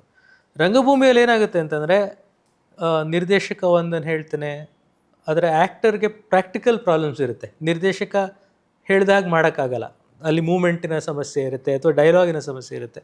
ಸೊ ಆ್ಯಕ್ಟ್ರ್ ಇನ್ನೊಂದು ಹೇಳ್ತಾರೆ, ಆ ಆ್ಯಕ್ಟ್ರ್ ಹೇಳೋದನ್ನ ಇನ್ನೊಬ್ಬ ಆ್ಯಕ್ಟ್ರು ಅವ್ರ ಜೊತೆ ಆ್ಯಕ್ಟ್ ಮಾಡೋನು ಒಪ್ಪೋದಿಲ್ಲ. ಯಾಕೆಂದರೆ ಎಲ್ಲರೂ ಜೊತೆಗೆ ಆ್ಯಕ್ಟ್ ಮಾಡ್ಬೇಕು. ಇಲ್ಲಿ ಶಾರ್ಟ್ ಟು ಶಾರ್ಟ್ ಆಗೋದಿಲ್ಲ ರಂಗಭೂಮಿ, ಜೊತೆಗೆ ಎಲ್ಲರೂ ಆ್ಯಕ್ಟ್ ಮಾಡಬೇಕು. ಸೊ ಆ ಆ್ಯಕ್ಟ್ರ್ ಇನ್ನೊಂದು ಹೇಳ್ತಾನೆ, ಅದು ಇವ್ರಿಗೆ ಇಷ್ಟ ಆಗೋದಿಲ್ಲ ಅಥವಾ ನಿರ್ದೇಶಕರಿಗೆ ಇಷ್ಟ ಆಗೋಲ್ಲ. ಅರ್ಧಕ್ಕರ್ಧ ಸಮಯ ರಂಗಭೂಮಿಯಲ್ಲಿ ಚರ್ಚೆ, ಗಲಾಟೆ, ಜಗಳ ಎಲ್ಲ ಆಗಿ ಕಡೆಗೆ ಆಯಿತು, ಈ ಒಂದು ಒಪ್ಪಂದಕ್ಕೆ ಬರ್ತೀವಿ, ಈ ಥರ ಮಾಡೋಣ ಅಂತ. ಅದು ಒಂದು ಅದ್ಭುತವಾದ ಟ್ರೈನಿಂಗ್ ಆಯಿತು ನನಗೆ. ಯಾಕೆಂದರೆ ನಾನು ಯಾವತ್ತೂ ಸಿನಿಮಾಗೆ ಬಂದಾಗ ಒಬ್ಬ ನಟನಿಗೆ ಹೀಗೆ ಮಾಡಬೇಕು ಹಾಗೆ ಮಾಡಬೇಕು ಅಂತ ಹೇಳೋಕ್ಕೆ ಹೋಗಲ್ಲ. ನಾನು ಈ ಸೀನ್ ಏನನ್ನು ಕನ್ವೆ ಮಾಡಬೇಕು, ಈ ಸೀನ್ ಮೂಲಕ ಯಾವ ರೀತಿಯ ಎಫೆಕ್ಟ್ ನಾನು ಆಡಿಯನ್ಸ್ ಮೇಲೆ ಬೀರಬೇಕು ಅಂತ ಅಷ್ಟೇ ಹೇಳ್ತೀನಿ. ಆಮೇಲೆ ಅವ್ರಿಗೆ ಬಿಡ್ತೀನಿ. And I am fortunate, I always gotten to work with great actors like Vinod, Sharath ಅವರು, ಅತುಲ್ ಆಗಲಿ, ಆಶೀಶ್ ಆಗಲಿ. ಅವ್ರಿಗೆ ನಾನು ಯಾವ ಇಂಪ್ಯಾಕ್ಟ್ ಬೇಕು, ಇದ್ರ ಹಿಂದೆ ಏನಾಗಿದೆ, ಇದ್ರ ಮುಂದೆ ಏನಾಗುತ್ತೆ, ಅದನ್ನು ನಾನು ಯಾವ ರೀತಿ ಕನ್ಸ್ಟ್ರಕ್ಟ್ ಮಾಡ್ತೀನಿ ಅಂತ ಹೇಳಿದ ಮೇಲೆ ಅವರು I give them the freedom to improvise. Even somebody like ಈ ವಿನಯ್ ಸಿನಿಮಾದಲ್ಲಿ ನನಗೆ ಸಾಕಷ್ಟು ಕಡೆ ಸರ್ಪ್ರೈಸ್ ಮಾಡಿದ್ದಾರೆ. ನಾನು ಯೋಚನೆ ಮಾಡಿರಲಿಲ್ಲ ಈ ಸೀನ್ನ ಈ ಥರನೂ ಅಭಿನಯಿಸ್ಬೋದು ಅಂತ. ಅವರು ಆ ರೀತಿ ಅಭಿನಯಿಸ್ತಿದ್ರು, ನಾನು ಅದಕ್ಕೆ ಬಿಡ್ತಿದ್ದೆ. ಯಾಕೆಂದರೆ ಅದೆಲ್ಲವೂ ಕಡೆಗೆ ಸಿನಿಮಾಗೆ ಆ್ಯಡ್ ಆಗುತ್ತೆ. ಯಾವಾಗ ಒಬ್ಬ ಡೈರೆಕ್ಟ್ರು ಕನ್ನಡಕ ಹಿಂಗೆ ತೆಗೆದು ಈ ಡೈಲಾಗ್ ಹೇಳಿ ಆಮೇಲೆ ಹಿಂಗೆ ಹಾಕ್ಕೊಂಡು ಆಮೇಲೆ ಈ ಕಡೆ ತಿರುಗಿ ಹಂಗೆ ಮಾಡೋಕ್ಕೆ ಹೋಗ್ತಾನೋ, ಅಲ್ಲಿಗೆ ಎಲ್ಲರೂ ಡೈರೆಕ್ಟರ್ ಥರ ಆ್ಯಕ್ಟ್ ಮಾಡ್ತಾರೆ, ಕೆಟ್ಟದಾಗ ಆ್ಯಕ್ಟ್ ಮಾಡ್ತಾರೆ. ಡೈರೆಕ್ಟರ್ ಕೆಟ್ಟ ಆ್ಯಕ್ಟರ್ ಆಗಿದ್ರಂತೂ ಇನ್ನೂ ವರ್ಸ್ಟ್, ಯಾಕಂದರೆ ಎಲ್ಲರೂ ಕೆಟ್ಟದಾಗ ಆ್ಯಕ್ಟ್ ಮಾಡ್ತಿರ್ತಾರೆ. ಅದರಿಂದ ನನಗೆ ಗೊತ್ತು ನಾನು ಅಷ್ಟು ಒಳ್ಳೆ ಆ್ಯಕ್ಟರ್ ಅಲ್ಲ ಅಂತ. ನನಗೆ ಸೀನಿಂದ ಏನು ಬೇಕು ಅನ್ನೋದು ನನಗೆ ಗೊತ್ತು. ಅದರಿಂದ ಅವ್ರಿಗೆ ಹೇಳ್ತೀನಿ ಸೀನಿನ ಇಂಪ್ಯಾಕ್ಟ್ ಏನು ಬೇಕು ಅಂತ. ಮಿಕ್ಕಿದ್ದ ಸ್ವಾತಂತ್ರ್ಯವನ್ನು ಅವ್ರಿಗೆ ಕೊಡ್ತೀನಿ. ನೀವು ಪೆನ್ನು ಹಿಡಿಯೋವಂಥವ್ರು ಸರ್, ಅಂದರೆ ಬರಹಗಾರರು, ರೈಟರು. ಈ ಗನ್ ಹಿಡಿಯೋವಂಥದ್ದು, ಈ ಲಾಂಗ್ ಹಿಡಿಯೋವಂಥದ್ದು, how do you manage that? ಅಂದರೆ ಹೇಗೆ ತರ್ತೀರಾ ಅದನ್ನು ಅಂತ? ನಾನು ಪೆನ್ನೇ ಹಿಡಿದಿರ್ತೀನಿ, ಅವ್ರ ಹತ್ರ ಗನ್ ಹಿಡಿಸಿ ಅವ್ರ ಕೈಲಿ ಕೊಡಿಸ್ತೀರಿ. ಆಮೇಲೆ ಅದು ಚೆನ್ನಾಗಿ ಸಕ್ಸಸ್ಸು ಆಗುತ್ತೆ. ನಾವು ಈ ಹಿಂದೆನೂ ನೋಡಿದ್ದೀವಿ. ಈ ಸಿನಿಮಾನೂ ಅಷ್ಟೇ, ಬಲರಾಮನ ದಿನಗಳು ನೋಡಿ, ಅಲ್ಲೇ ಒಂದು ಲಾಂಗ್ ಇರೋವಂಥದ್ದೇ ಒಂದು ಡಿಸೈನ್ ಇದೆ. ಸೊ ಯೂಶಲಿ ರೈಟರ್ಸು ಹೋಗೋದಿಲ್ಲ, ಆ ಕಡೆಗೆ ಹೋಗೋದಿಲ್ಲ, ಆ ಕತ್ತಲ ಲೋಕಕ್ಕೆ ದಾಟ್ಕೊಂಡು ಹೋಗೋದಿಲ್ಲ. ಸೊ ಅದ್ರ ಬಗ್ಗೆ ಅಲ್ಲ, ಒಬ್ಬ ಒಳ್ಳೆ ರೈಟ್ರು ಎಲ್ಲ ರೀತಿಯ ಲೋಕಗಳನ್ನು ತನ್ನದಾಗಿಸ್ಕೊಳ್ಳೋಕ್ಕೆ ಪ್ರಯತ್ನ ಪಡ್ತಾರೆ. ಈಗ ಕುಂವಿ ಇರ್ಭದ್ರಪ್ಪ ನಮ್ಮ ಅದ್ಭುತವಾದ ರೈಟ್ರು, ಅವರು ನಕ್ಸಲೈಟ್ ಬಗ್ಗೆ ಬರೀತಾರೆ, ಸುಪಾರಿ ಕಿಲ್ಲರ್ಗಳ ಬಗ್ಗೆ ಬರೀತಾರೆ. ಒಬ್ಬ ರೈಟ್ರ್ ಅನ್ನೋನು ಎಲ್ಲ ಲೋಕಗಳಿಗೂ ಹೋಗೋಕ್ಕಾಗಬೇಕು, ಅದನ್ನು ಇಮ್ಯಾಜಿನ್ ಮಾಡ್ಕೊಳಕ್ಕಾಗಬೇಕು, ಅದನ್ನ ಬರೆಯೋಕ್ಕಾಗಬೇಕು. ಆವಾಗಲೇ ಒಂದು ರೀತಿ ಕ್ರಿಯೇಟಿವ್ ಫುಲ್ಫಿಲ್ಮೆಂಟ್ ಅಂತ ಸಿಗುತ್ತೆ. ಒಬ್ಬ ಆ್ಯಕ್ಟ್ರು ಕೂಡ, ಈಗ ಒಬ್ಬರು ಆ್ಯಕ್ಟ್ರು ಒಂದು ಸಿನಿಮಾದಲ್ಲಿ ಭಾಳ ಆ್ಯಕ್ಷನ್ ಹೀರೋ ಥರ ಮಾಡಿದ್ರೆ, ಇನ್ನೊಂದು ಸಿನಿಮಾದಲ್ಲಿ ಕ್ಯಾನ್ಸರ್ ಪೇಷಂಟಾಗಿ ಮಾಡ್ತಾರೆ, ಇನ್ನೊಂದು ಸಿನಿಮಾದಲ್ಲಿ ಇನ್ನೇನೋ ಬೇರೆ ಮಾಡ್ತಾರೆ. ಯಾಕೆಂದರೆ ನಮಗೆ ನಮ್ಮ ಏನಂತಾರೆ ಸೌಭಾಗ್ಯ ಅದು. ಸಿನಿಮಾದಲ್ಲಿ ನಾವು ಎಲ್ಲ ಲೋಕಗಳೊಳಗೂ ಹೋಗ್ಬೋದು, ಆ ಲೋಕನ ನಮ್ದಾಗಿಸ್ಕೋಬೋದು, ಬಟ್ ನಮ್ಮ ಲೋಕನ ನಾವು ಕಾಪಾಡ್ಕೋಬೋದು. ಕತ್ತಿ ಹಿಡಿದಾಗ ಒಂದೇನೋ ಜೋಶ್ ಬರುತ್ತೆ ಅಂತ ಅಂತಾರೆ ಯೂಶಲಿ ಎಲ್ಲರನ್ನು ಹಿಡ್ಕೊಂಡವರೆಲ್ಲ. ಅದನ್ನ ಎತ್ಕೊಂಡ ತಕ್ಷಣ ಏನೋ ಒಂಥರ ಪವರ್, ಒಂದು ಜೋಶ್ ಅಂತ. ನಿಮಗೆ ಆ ಥರದ್ದು ಫೀಲ್ ಆಗುತ್ತಾ? ಆಗಿದೆಯಾ ಯಾವತ್ತಾದ್ರೂ? ಬಿಕಾಸ್ ನೀವು ಅದೇ ಏರಿಯಾದಿಂದ ಬಂದವರು, tannery road, Fraser town, Cox town, there is a history for that area. ಇಲ್ಲ, ನನಗೆ ಅದು ಆ ಥರ ಸಂದರ್ಭ ಬರಲಿಲ್ಲ. ಅಲ್ಲ, ಸಿನಿಮಾದಲ್ಲಿ ಅಲ್ಲಿ ಬಿಡಿ, ಸಿನಿಮಾದಲ್ಲಿ ಅಫ್ಕೋರ್ಸ್ ಆ ಪಾತ್ರ ನಾವು ನನ್ನ ಅದ್ರ ಒಳಗಡೆ, ಆ ಪಾತ್ರ ಒಳಗಡೆ ಹೋದಾಗ ಆ ಫೀಲ್ ಬರುತ್ತೆ. ಬಟ್ ನನಗೆ ಅದಕ್ಕಿಂತ ಹೆಚ್ಚಾಗಿ ನನಗೆ ಪೊಲೀಸ್ ಯೂನಿಫಾರ್ಮ್ ಹಾಕಿದಾಗ ಆ ಫೀಲ್ ನನಗೆ ತುಂಬ ಬರುತ್ತೆ. ನನಗೆ literally feel that I'm a police officer. ನನಗೆ ಅದು ಟೈಸನಲ್ಲಿ ಲಾಸ್ಟಲ್ಲಿ ನಾನು ಆ ಯೂನಿಫಾರ್ಮ್ಗೆ ಅಂತ ಒಂದು ಗತ್ತಿದೆ, ಅದಕ್ಕೊಂದು ಪವರ್ ಇದೆ ಯೂನಿಫಾರ್ಮ್. ನೀವು ಹಾಕಿದಾಗ ನಿಮ್ಮ ಸ್ಟೈಲ್ ಆಫ್ ವಾಕಿಂಗಿಂದ ಹಿಡಿದು ನೀವು ನೋಡೋದಾಗಲಿ ಅಥವಾ ನೀವು ಕೂತ್ಕೊಳ್ಳೋದಾಗಲಿ, ಆ ಸ್ಟೈಲು ನಿಮಗೆ ಅದು ಆಟೋಮ್ಯಾಟಿಕ್ ಆ ಯೂನಿಫಾರ್ಮಿಂದನೇ ಬರುತ್ತೆ ನಿಮಗೆ. ಅದು ನಿಜ ಹೇಳ್ತೀನಿ, ಆ ಒಂದು ಪವರ್. ನಾನು ಲಿಟ್ರಲಿ ನನ್ನ ಪೊಲೀಸ್ ಆಫೀಸರ್ಸ್ ಅಂದರೆ ಎಲ್ಲೇ ನೋಡಲಿ ನಾನು ಈ ಸಲ್ಯೂಟು ಮಾಡ್ತೀನಿ. ಬಿಕಾಸ್ ನನಗೆ ಅದೊಂದು ಅಪಾರವಾದ ಒಂದು ಗೌರವ ಇದೆ ನನ್ನ ಯೂನಿಫಾರ್ಮ್ ಮೇಲೆ. ನನಗೆ ಅದು ತುಂಬ ಐ ಫೀಲ್ ನನ್ನ ಬಾಡಿ ಒಳಗಡೆ ಒಂದು ವಾಟ್ ವಿ ಕಾಲ್ ಕರೆಂಟ್ ಥರದ್ದು ಏನೋ ಒಂದು ಪಾಸ್ ಆಗುತ್ತೆ ಗೊತ್ತಾ. I always feel that. ಆಮೇಲೆ ನಾನು ವಿನೋದ್ ಅವ್ರನ್ನ ಕೇಳಬೇಕು, ಈಗ ನಿಮ್ಮ ಸೀನ್ ಒಂದು ಮುಗಿದ ಮೇಲೆ ಅಲ್ಲಿ ಹೋಗಿ ನಿಂತ್ಕೊಂಡು ನೋಡ್ತಿರ್ತೀರ ಮಾನಿಟ್ರಲ್ಲಿ, ನೋಡಿದಾಗ ಅಫ್ಕೋರ್ಸ್ ಎಲ್ಲ ಪಾತ್ರಗಳು ಚೆನ್ನಾಗಿ ಡಿಸೈನ್ ಮಾಡಿರ್ತಾರೆ ಆ್ಯಸ್ ಈ ರೈಟ್ಲಿ ಸೈಡ್, ಬಟ್ ಅಲ್ಲಿ ನಿಂತು ನೋಡಿದಾಗ ಬಾ ಎಷ್ಟು ಚೆನ್ನಾಗಿ ಮಾಡ್ತಿದ್ದಾರೆ, ಅಥವಾ ನನ್ನ ಮುಂದೆ ಇಂಥವರ ಪಾತ್ರ ಭಾಳ ಅದ್ಭುತವಾಗಿ ಸ್ಕ್ರೀನಲ್ಲಿ ಕಾಣುತ್ತೆ ಅಂತ you are looking out for, ಸ್ಕ್ರೀನಲ್ಲಿ ನೋಡ್ಬೇಕು ನಾನು ಸಿನಿಮಾ ರಿಲೀಸ್ ಆದಾಗ ಹೇಗಿರುತ್ತೆ ನೋಡ್ಬೇಕು ಅದನ್ನು ಅಂತ. ಯಾರ್ದು ಆ ಥರದ್ದೊಂದು ಪಾತ್ರ ಇದೆ ಸರ್? ಇಲ್ಲ, ಎಲ್ಲರೂ ಗ್ರೇಟ್, ಎಲ್ಲ ಆ್ಯಕ್ಟರ್ಸ್ ಇಲ್ಲಿ. ನಿಮಗೆ ಅಟುಲ್ ಸರ್ ಅವ್ರ ಪರ್ಫಾರ್ಮೆನ್ಸ್, ಅವ್ರ ಟೈಮಿಂಗು, ಅದಾದಮೇಲೆ ಆ ಸ್ಕ್ರಿಪ್ಟು ತಗೊಂಡು ಕನ್ನಡದಲ್ಲೇ ಅವರು ಮತ್ತು ಡೈಲಾಗ್ಸ್ ಅಷ್ಟು ಟೈಮಿಂಗ್ ತೊಗೊಂಡು ಅವರು ಹೇಳೋದು. ಆಶೀಶ್ ವಿದ್ಯಾರ್ಥಿ ಅವರ ಟೈಮಿಂಗ್ ಬೇರೆ ಥರ, ಅವ್ರ ಆ್ಯಕ್ಟಿಂಗ್ ಬೇರೆ ಥರ, ಅವ್ರ ಲ್ಯಾಂಗ್ವೇಜು ಕರೆಕ್ಟಾಗಿ ಬರಲಿಲ್ಲ ಅಂದರು ನಿಮ್ಗೆ ಎಷ್ಟು ಆ ಪರ್ಫಾರ್ಮೆನ್ಸು ಬ್ಯೂಟಿಫುಲ್ಲಾಗಿ, ಆ ಟೈಮಿಂಗು.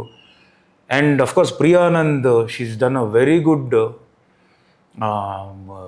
ರೋಲ್. ಶೀಸ್ ಆ ಒಂದು ಕ್ಯಾರಿ ಮಾಡಿರೋದು ಥ್ರೋಔಟ್ ಆಗಿ. ಆ್ಯಂಡ್ ಪುಟ್ಟ ಮಗು ಅದು ಬ್ಯೂಟಿಫುಲ್ಲಾಗಿ ಟೈಮಿಂಗಲ್ಲಿ ಹತ್ತಿರೋದು, ಆ ಟೈಮಿಂಗಲ್ಲಿ ನೋಡಿರೋದು ನಮ್ಮ ಶಿವ್ ಕಿರಣ್ ಅಂತ ಅಸೋಸಿಯೇಟ್ ಡೈರೆಕ್ಟರ್, ಅವರ ಮಗು ಅದು ಆ ಒಂದು ಅಲ್ಲಿ ಮನಸ್ಸಲ್ಲಿ ಉಳಿಯುತ್ತೆ ಅದು, ಆ ಮಗು ಆಗಲಿ. ಆ್ಯಂಡ್ ನಮ್ಮ ರಮೇಶ್ ಇಂದ್ರ ಅವರು, ನಾನು ಅವ್ರನ್ನ ಅಡ್ಮೈರ್ ಮಾಡಿಬಿಟ್ಟೆ ಇನ್ವಾಲ್ವ್ ಆಗಿ. ಅವರಾಗಲಿ, ದೆನ್ ನಮ್ಮ ನೆಕ್ಸ್ಟು ಅರುಣ್, ಪಠಾನ್ ಕ್ಯಾರೆಕ್ಟರ್ ಅನಿಲ್, ಆಮೇಲೆ ಸೀನಾ, ಪುನೀತ್ ಅವರು ಒಂದು ಸಪೋರ್ಟಿಂಗ್ ಕ್ಯಾರೆಕ್ಟರ್ಸು, ಅವ್ರ ಜೊತೆಲೇ ಇರ್ತಾರೆ. ಸೊ ಅವರು ಆ ಬಲರಾಮನ್ನ ಜೊತೆಗೆ ಹಾಕ್ಕೊಂಡು ಬರೋದು, ಆ ಕ್ಯಾರೆಕ್ಟರ್ಸು, ಅವ್ನು ಬಲರಾಮನ್ ಗ್ರೋತ್ ಟೈಮಲ್ಲಿ ಇವರೆಲ್ಲ ಮಾಡೋದು ಅದು. ಆ್ಯಂಡ್ ಆದಿತ್ಯ ಶ್ರೀ, ಹೌದು, ಇನ್ನೊಂದು ಎಕ್ಸಲೆಂಟ್ ಆ್ಯಕ್ಟರ್. ಹೌದು, ಆದಿತ್ಯ ಗುಡ್ ಆ್ಯಕ್ಟರ್. ಆ್ಯಂಡ್ ಸಾಕಷ್ಟು ಜನ ಇದ್ದಾರೆ ಕಲಾವಿದರು. ನಮ್ಗೆ ಒಂದೊಂದ್ಸಲ ನಾವೇ ಮರ್ತ್ಬಿಟ್ಟಿರ್ತೀವಿ, ಇವರು ಆ್ಯಕ್ಟ್ ಮಾಡಿದ್ರೆ. ಅಫ್ಕೋರ್ಸ್ ನಮ್ಮ ಪ್ರತಾಪ್ ನಾರಾಯಣ್, ಅಶ್ವಿನ್ ಹಾಸನ್, ತುಂಬ ಜನ ಸರ್, ಇಡೀ ಸೀನು. ಬಟ್ ಅಗೇನ್ ನಮ್ಮ ಪ್ರೊಡ್ಯೂಸರ್ ತಮ್ಮನೂ ಆ್ಯಕ್ಟ್ ಮಾಡಿದ್ದಾರೆ, ತೇಜಸ್. ಅವರು ಒಂದು ಅವ್ರಿಗೂ ಡೆಬ್ಯೂ, ಮತ್ತು ಒಬ್ರು ಹುಡುಗ ಶ್ರೀನಿವಾಸ್ ಅಂತಿದ್ದಾರೆ, ಅವ್ರಿಗೂ ಕೂಡ ಡೆಬ್ಯೂ ಸಿನಿಮಾ ಇದು.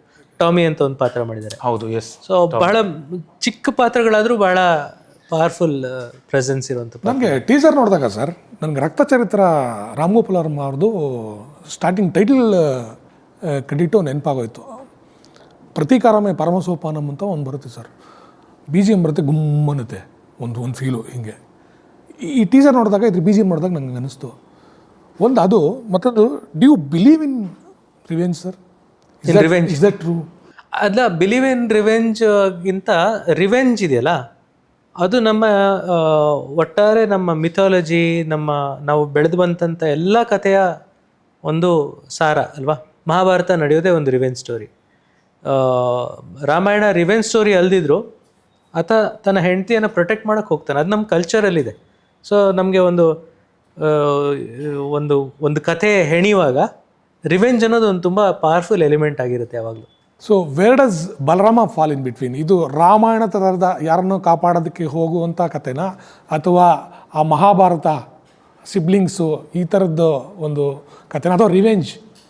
ಈ ಟೀಸರಲ್ಲೇ ನಿಮ್ಮೊಂದು ಡೈಲಾಗ್ ನಿಮಗೆ ಕೇಳಿಸಿರುತ್ತೆ, ಅಂಡರ್ ವರ್ಲ್ಡ್ ಒಳಗೆ ಎಂಟ್ರಾದವರೆಲ್ಲ ಚಕ್ರವ್ಯೂಹದೊಳಗೆ ನುಗ್ಗಿರೋ ಅಭಿಮನ್ಯು ಥರ ಅಂತ.